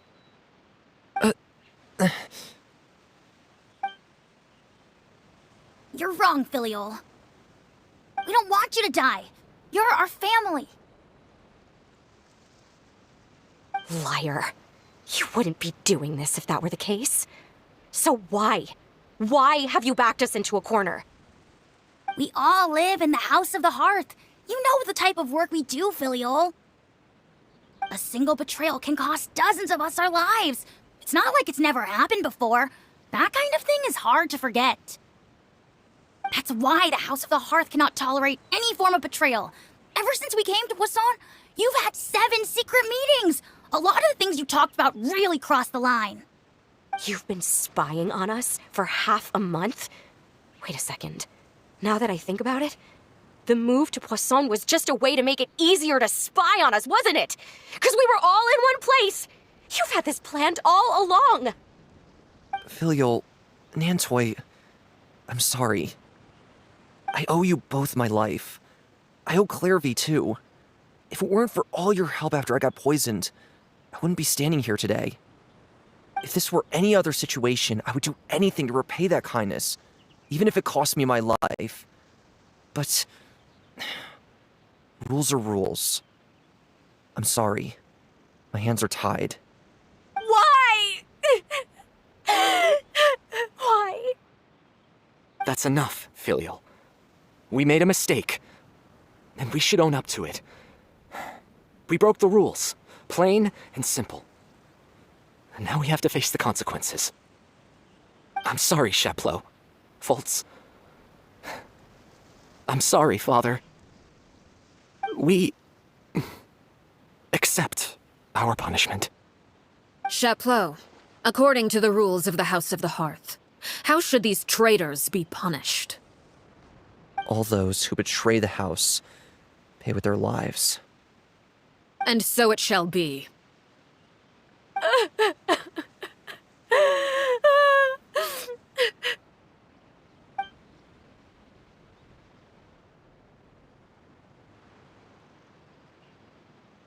Father, please wait!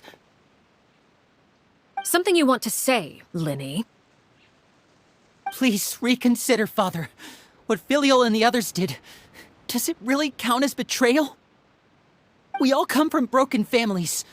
From the very first day we joined the House of the Hearth, we wanted nothing more than to make it a real home. But the truth is, none of us know what a real home should look like. I'm not saying I have all the answers. All I know is this. Killing Filial and the others may uphold the rules, but doing so will only bring us further away from being a real family than we've ever been. So please, Father, please reconsider. I agree with Linny. Father, please. Linny, you... I also agree with Linny.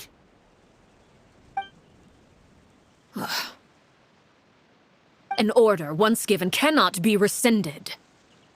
However, given the extent of your determination, I suppose we shall have to go about this a different way. Draw your weapons and face me. Our weapons? Father, are you referring to a duel? Precisely. The rules of the House will not be altered. Traitors must be punished. However, resolving disputes with a duel is also one of our rules, one that also applies to me. Demonstrate a sufficient showing of strength, and I shall offer a concession. Wait. Beat Father in a duel? Impossible. Father is way too strong, even for Linny.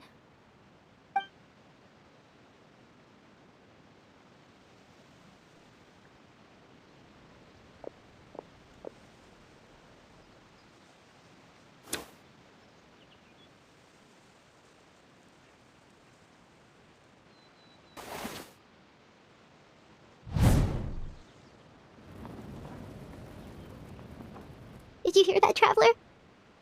Lynn and the others have to duel the knave. What should we do? Can they really win something like that? If they lose, those people from the house are really gonna be executed. Hey, are you listening?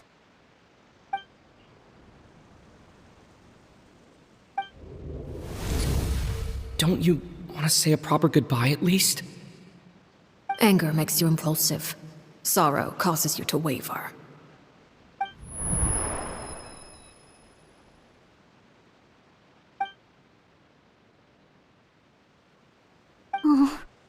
Looking at that expression on her face, she seems really serious about this. Guess that means there's no chance she's throwing the duel on purpose, huh?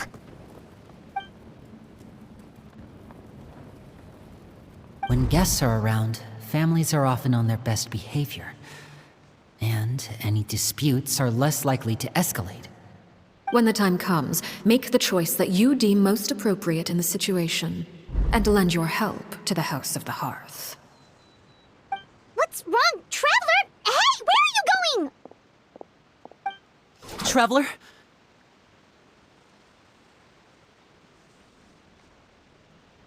You're asking to join the duel against the knave?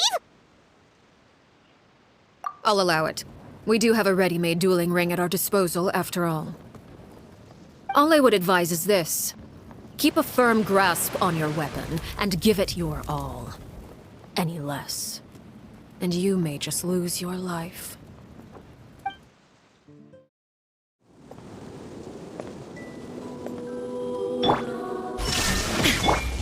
As a dutiful maid would. Is it my turn now? With these rising flames!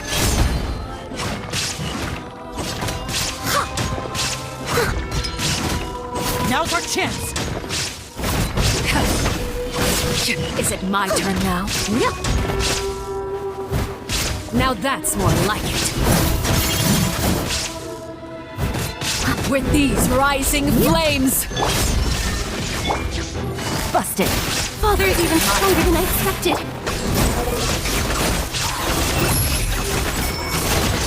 With the fall of darkness, destruction shall rise. Have a taste of purgatory. Try to pace yourself! With these rising flames!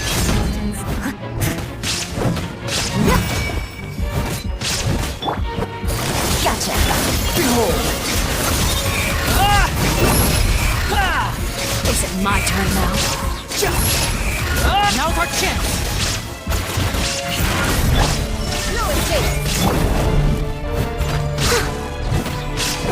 Like a fly tangled in a web. Busted. Element. Squall and fury! With these rising flames! Father's even stronger than I expected. Not bad. You've proven to be a worthy opponent after all.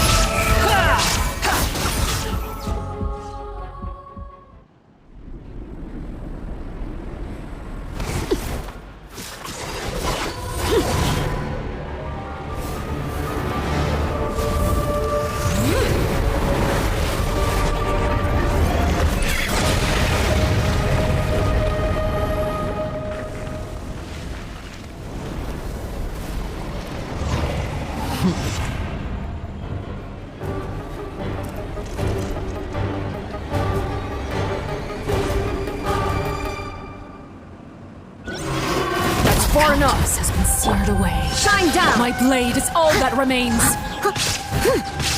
I'll catch up.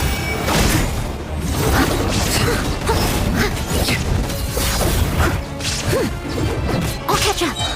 As a good knight should.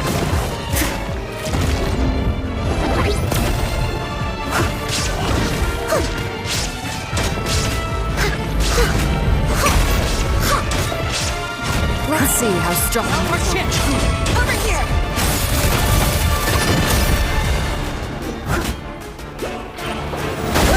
They still need me.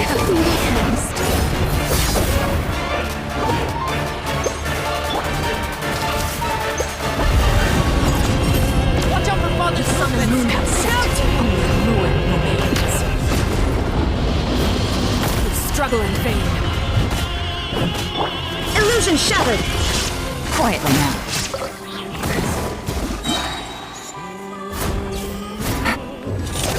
Now's our chance! Over here! There is no escape! Gotcha! Steady as stone. Here comes the cat! The wind rises!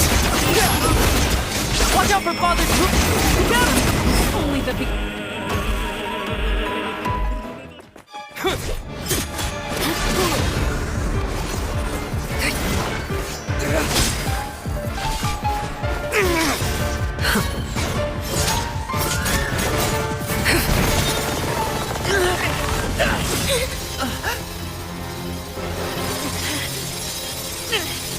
You should know better than to crowd in one place.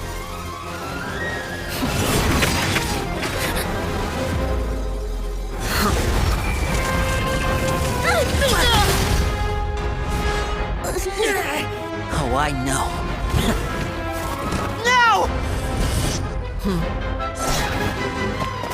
I'm sorry, Father!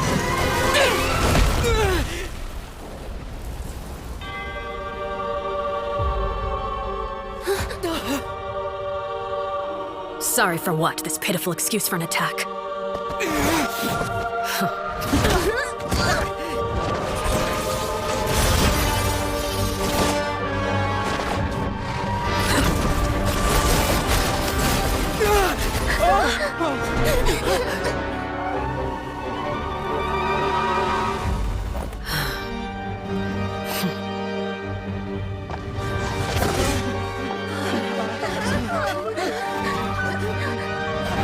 Father, no!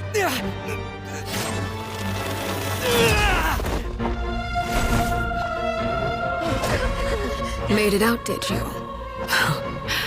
You're stronger than I expected.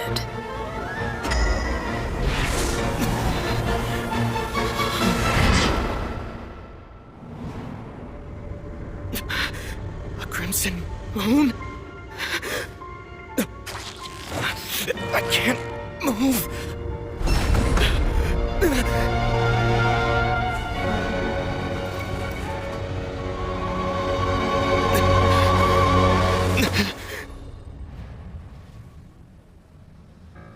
Still, not strong enough to beat me.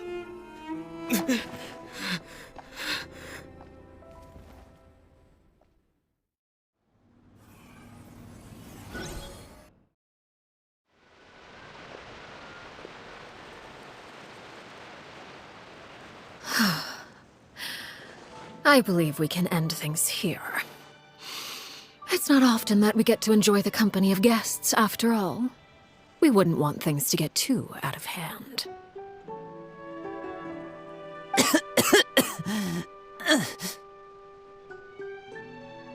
Brother, are you all right? Lenny. Given that I am the victor of this duel, as agreed, the punishment stands. No!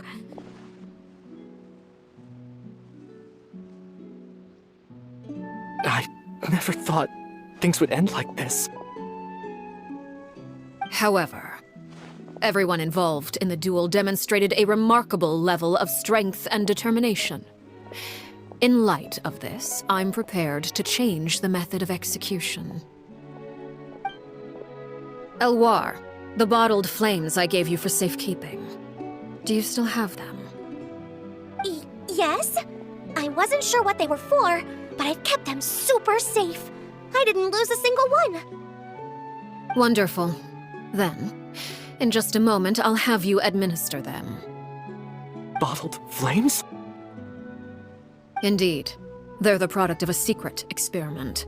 Under certain special circumstances, flames can be extracted from my person and preserved. Once ingested, searing pain will spread across every inch of your body. No harm will come to you physically, but your memories will be burned away.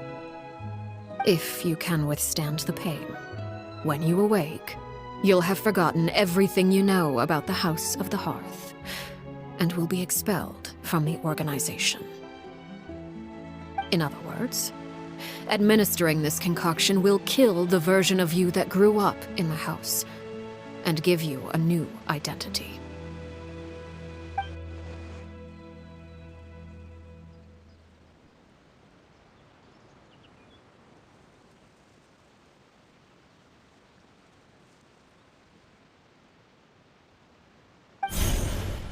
Memory is a mysterious thing indeed.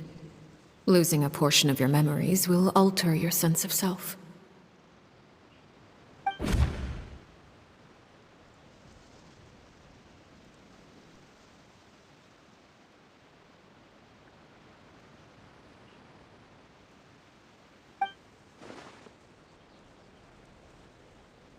So, you're just letting us go, Father? You misunderstand. Memories are extremely important. Once consumed by flame, the version of you standing before me will die, and our secrets will die with you. So no, I don't intend to just let you go, because the person who survives will be nothing but a stranger. Even so, I won't have to live in fear anymore. I'm sorry, Father. I'm sorry I let you down. But I really...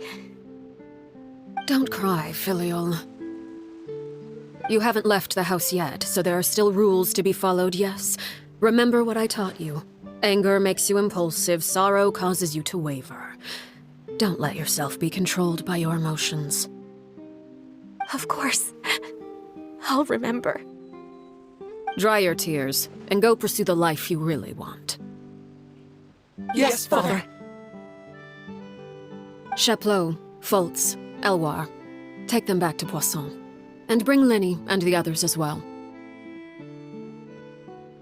I prepared 3 extra vials of bottled flames. As for whether to take them, the choice is yours. Goodbye, children. The next time we meet, I will no longer be your father. Thank you for all you've done for the house. I hope you have bright futures ahead of you.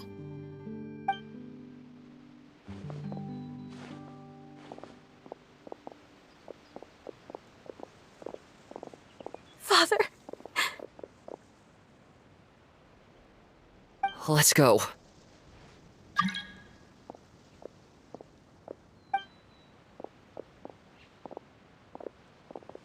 Here, grab my arm, Lenny. I'll help you walk back. Thank you.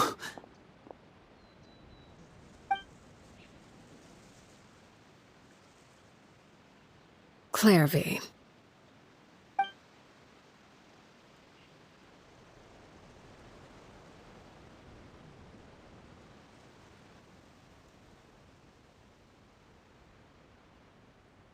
Can we talk now?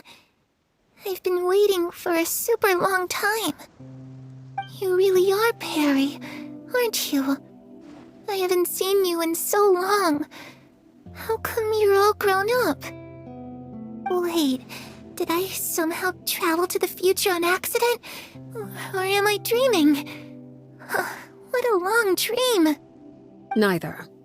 You died, Clairvy. That's what happened. You could have at least sugarcoated it a little. Look, she's that speechless. Oh. Okay then. Huh?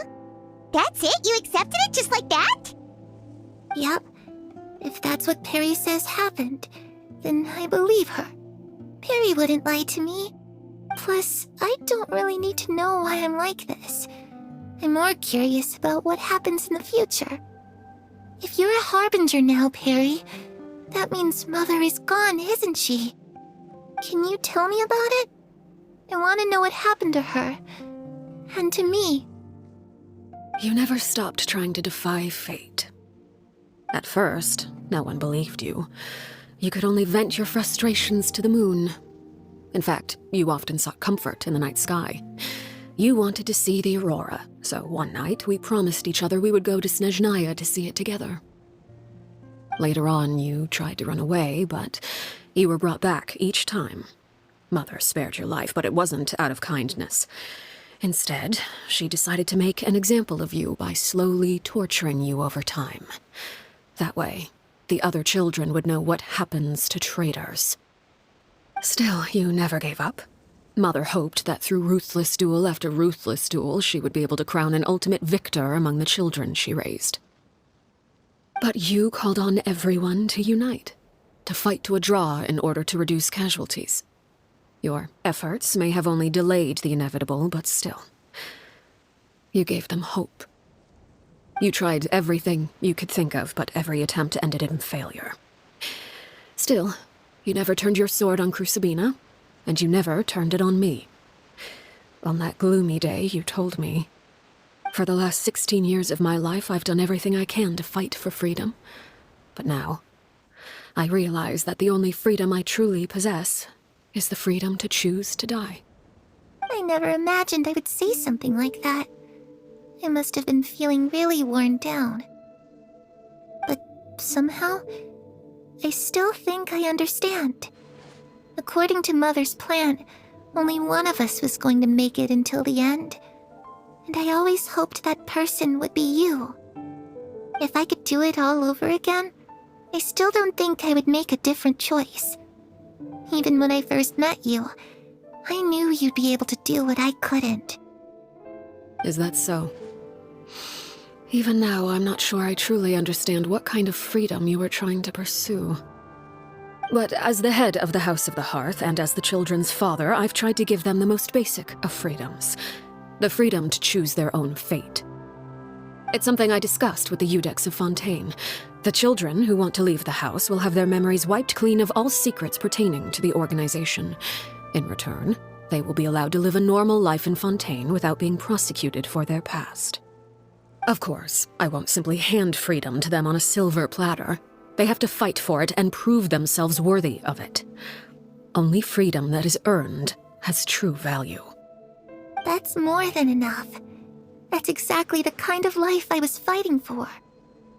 You know, Perry, I think you're a pretty amazing king, and a really great father, too. I'm really happy that you're the one who took over the house. I guess I do have one regret, though. I still haven't seen the outside world. Well, it just so happens that our dear guests over here have been to many nations and traveled to countless places. Perhaps they would be willing to tell you what the outside world is like. Really? Of course! We've traveled all over the place. We've got so many stories, we could probably talk your ears off for 3 days straight!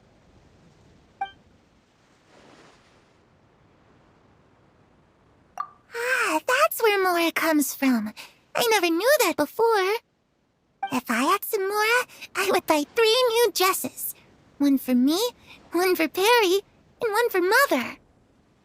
It's just too bad Perry doesn't like wearing dresses.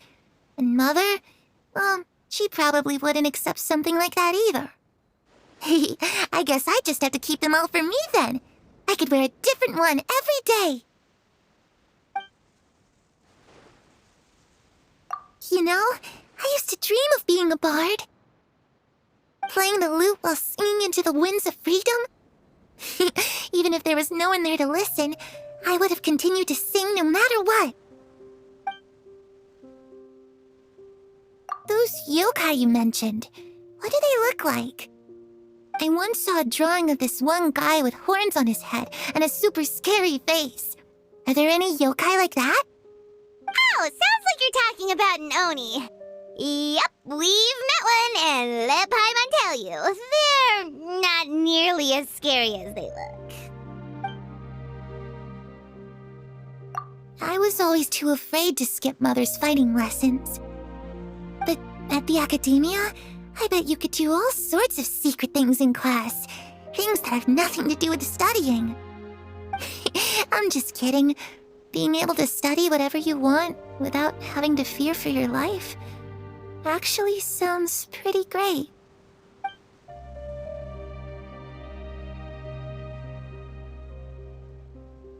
The situation was super dangerous. Lenny and Lynette were accused of committing a crime, and they were going to have to stand trial at the Opera Epicles. Oh no, that must have been hard for all of you. What happened next? Don't worry, we were able to turn the situation around super quickly, all thanks to Detective Paimon, of course. How'd you do that? Come on, tell me. Okay, so it was like this. After the failed magic show, we rushed to the scene and...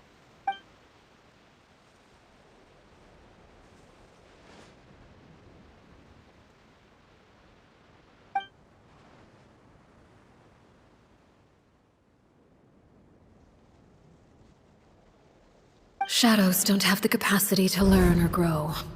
Any new information they encounter is quickly forgotten over time.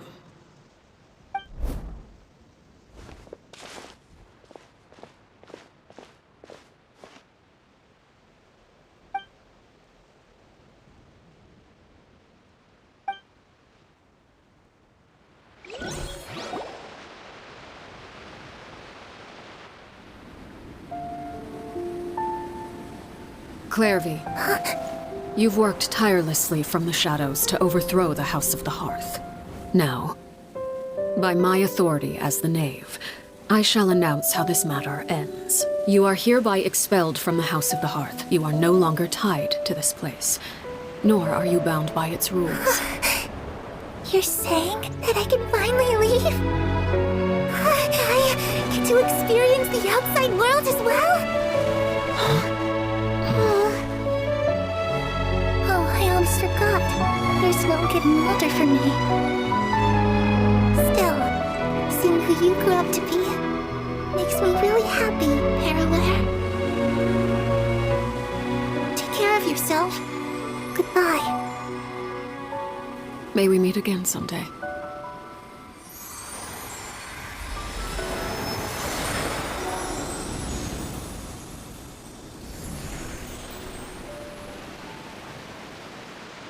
Clairvy. She left so soon. Paimon didn't even get to finish her story. I also have certain sentiments left unsaid. I wanted to tell her that the aurora I saw in Snezhnaya was just as beautiful as the ones in the pictures. But a shadow's memories reset at dawn. Had we delayed any longer, we wouldn't have had the time to say goodbye. Whatever regrets may linger, let them be lost to the coming of a new day. Father? It's Linny! Hey, Linny!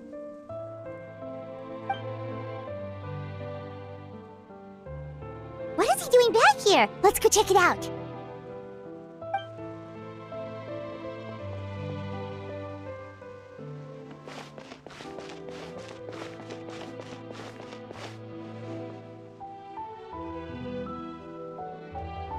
Father, the bottled flames have been administered. Filial and the others have left the house. And you? What have you decided? Thank you for giving us that choice, Father. But we never wanted to leave the house. It's the only home we've ever known. Lynette and Fremine feel the same way. They're recuperating back at the Hotel Bouffe d'été. But I decided to come back and tell you where we stood. I'm sure you're well aware of the expectations I have for you. I want you to follow in my footsteps and become the next king of the house. Yet you seem to have different ideas. I must admit, I'm rather surprised by your decision to stay. There's nothing wrong with choosing to live a quiet life. Leading this organization is a heavy responsibility, one not so easily carried by someone forced onto the throne. I just never understood what you saw in me. What made you believe I was deserving of that throne? You're brave, talented, and, most importantly, you cherish your family. You would do anything to protect them, even if it costs you your life.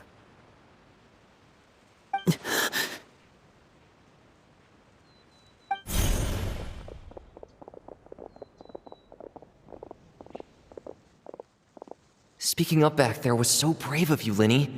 It's all thanks to you that we were able to convince Father to back down. You're a hero, Linny. Hero. Father is the real hero. Had Father gone all out during the duel, there's no way I would have walked away with my life. She must have had it all planned from the beginning, from the very moment she suggested a duel.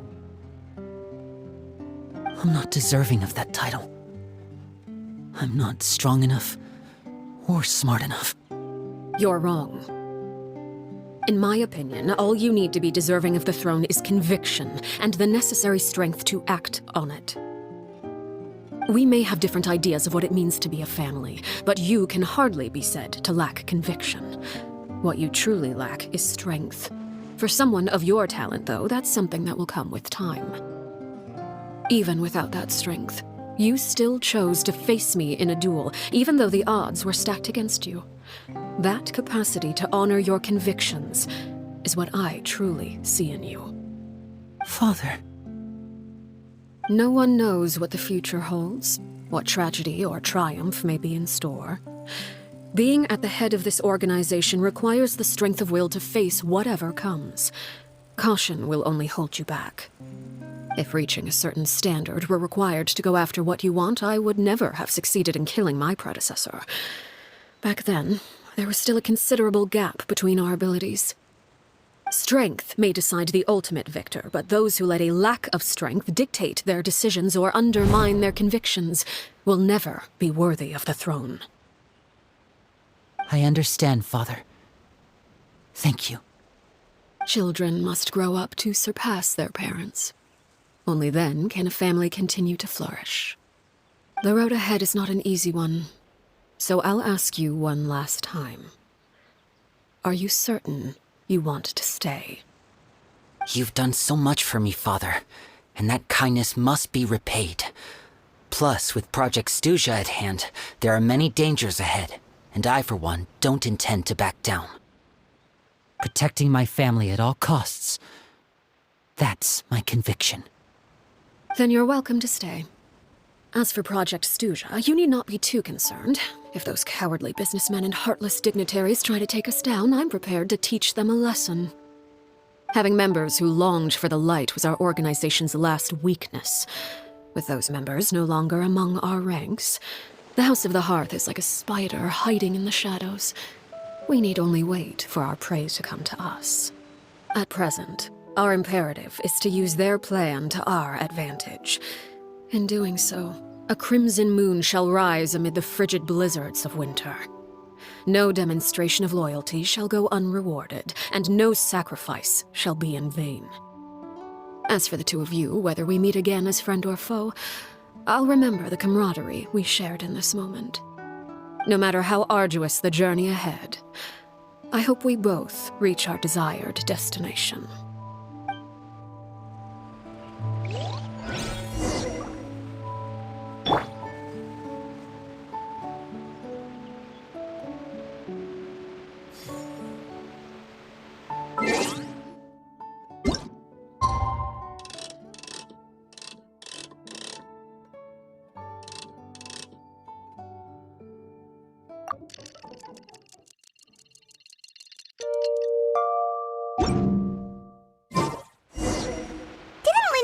Lynette and Fremine were recovering at the Hotel Bouffe d'été?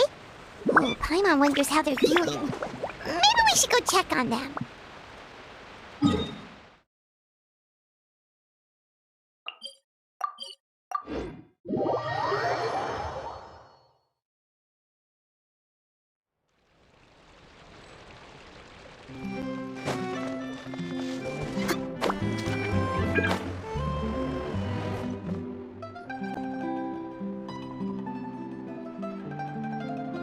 Lynette? Fremine?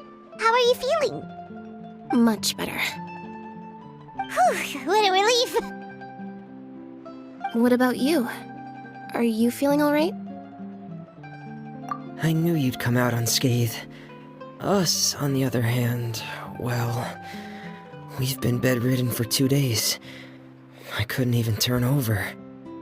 Oh, and I wanted to ask, is Clairvy gone? Linny and the other members have left Poisson and returned to the House of the Hearth.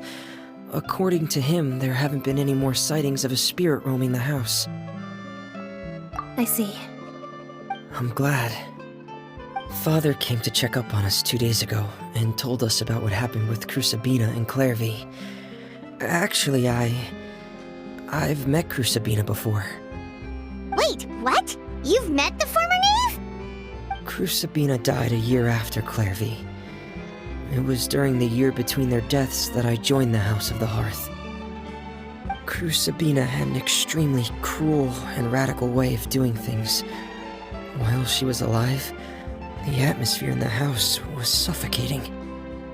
When I joined, though, the experiment she valued so much had already come to an end, and all the people involved, dead and injured alike, were gone. Crusabina never talked about the past with us newcomers. A couple of months after I joined, Father killed Crusabina and burned all her files. With that, the names of all the people subjected to her experiments, Clairvy included, were lost to the flames, along with the painful memories they represented. Father took in Lenny and me a couple months after that, but she never mentioned anything about Crucibina or Clairvy. It really seems like something she was planning to keep to herself. The last time you talked to her, did she mention why she kept it a secret for so long? She said she didn't want us to be affected by the darkness of the past. She was worried we'd develop a false sense of gratitude towards her if we knew about it. The foundation of a family should be free of any corrupting influence. Whatever happened in the past, it has nothing to do with who we are now. And that's what Father told us in the end. But I still thanked her for everything. It was only after hearing about what Crucibina did that I finally realized how insignificant our lives could have been. The members of the house meant nothing to her. To say that she valued them in any way, even just as a tool, would probably be giving her too much credit. If Father hadn't taken over the House of the Hearth, I probably would have already... Father rarely brings up the fact that she saved us. She doesn't believe that being indebted to her should be what ties us together. But even if we didn't owe her anything, we would still choose to stay. Because this is our home. We may have arguments or times when we feel wronged. Some people may even choose to leave. But as long as Father's here, we will always have a home. Whether the path before us is bathed in sunlight or shrouded in shadow, we'll follow Father wherever she chooses to go. So I wanted to say thank you for helping us make it through this crisis. Without your help, we could have lost a lot more along the way. Oh, we didn't do anything, really. Of course. You're welcome anytime. Are Filial and Nantoy okay? I actually saw them at a cafe this morning. They didn't recognize me. From what I could tell, they were drinking coffee and talking about one of the operas that started running recently. They seemed happy. If I had to take a guess, I would say they finally found the kind of life they always wished for.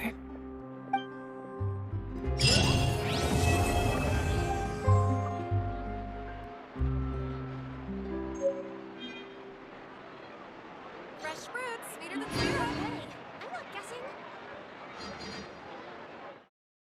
All in a day's work.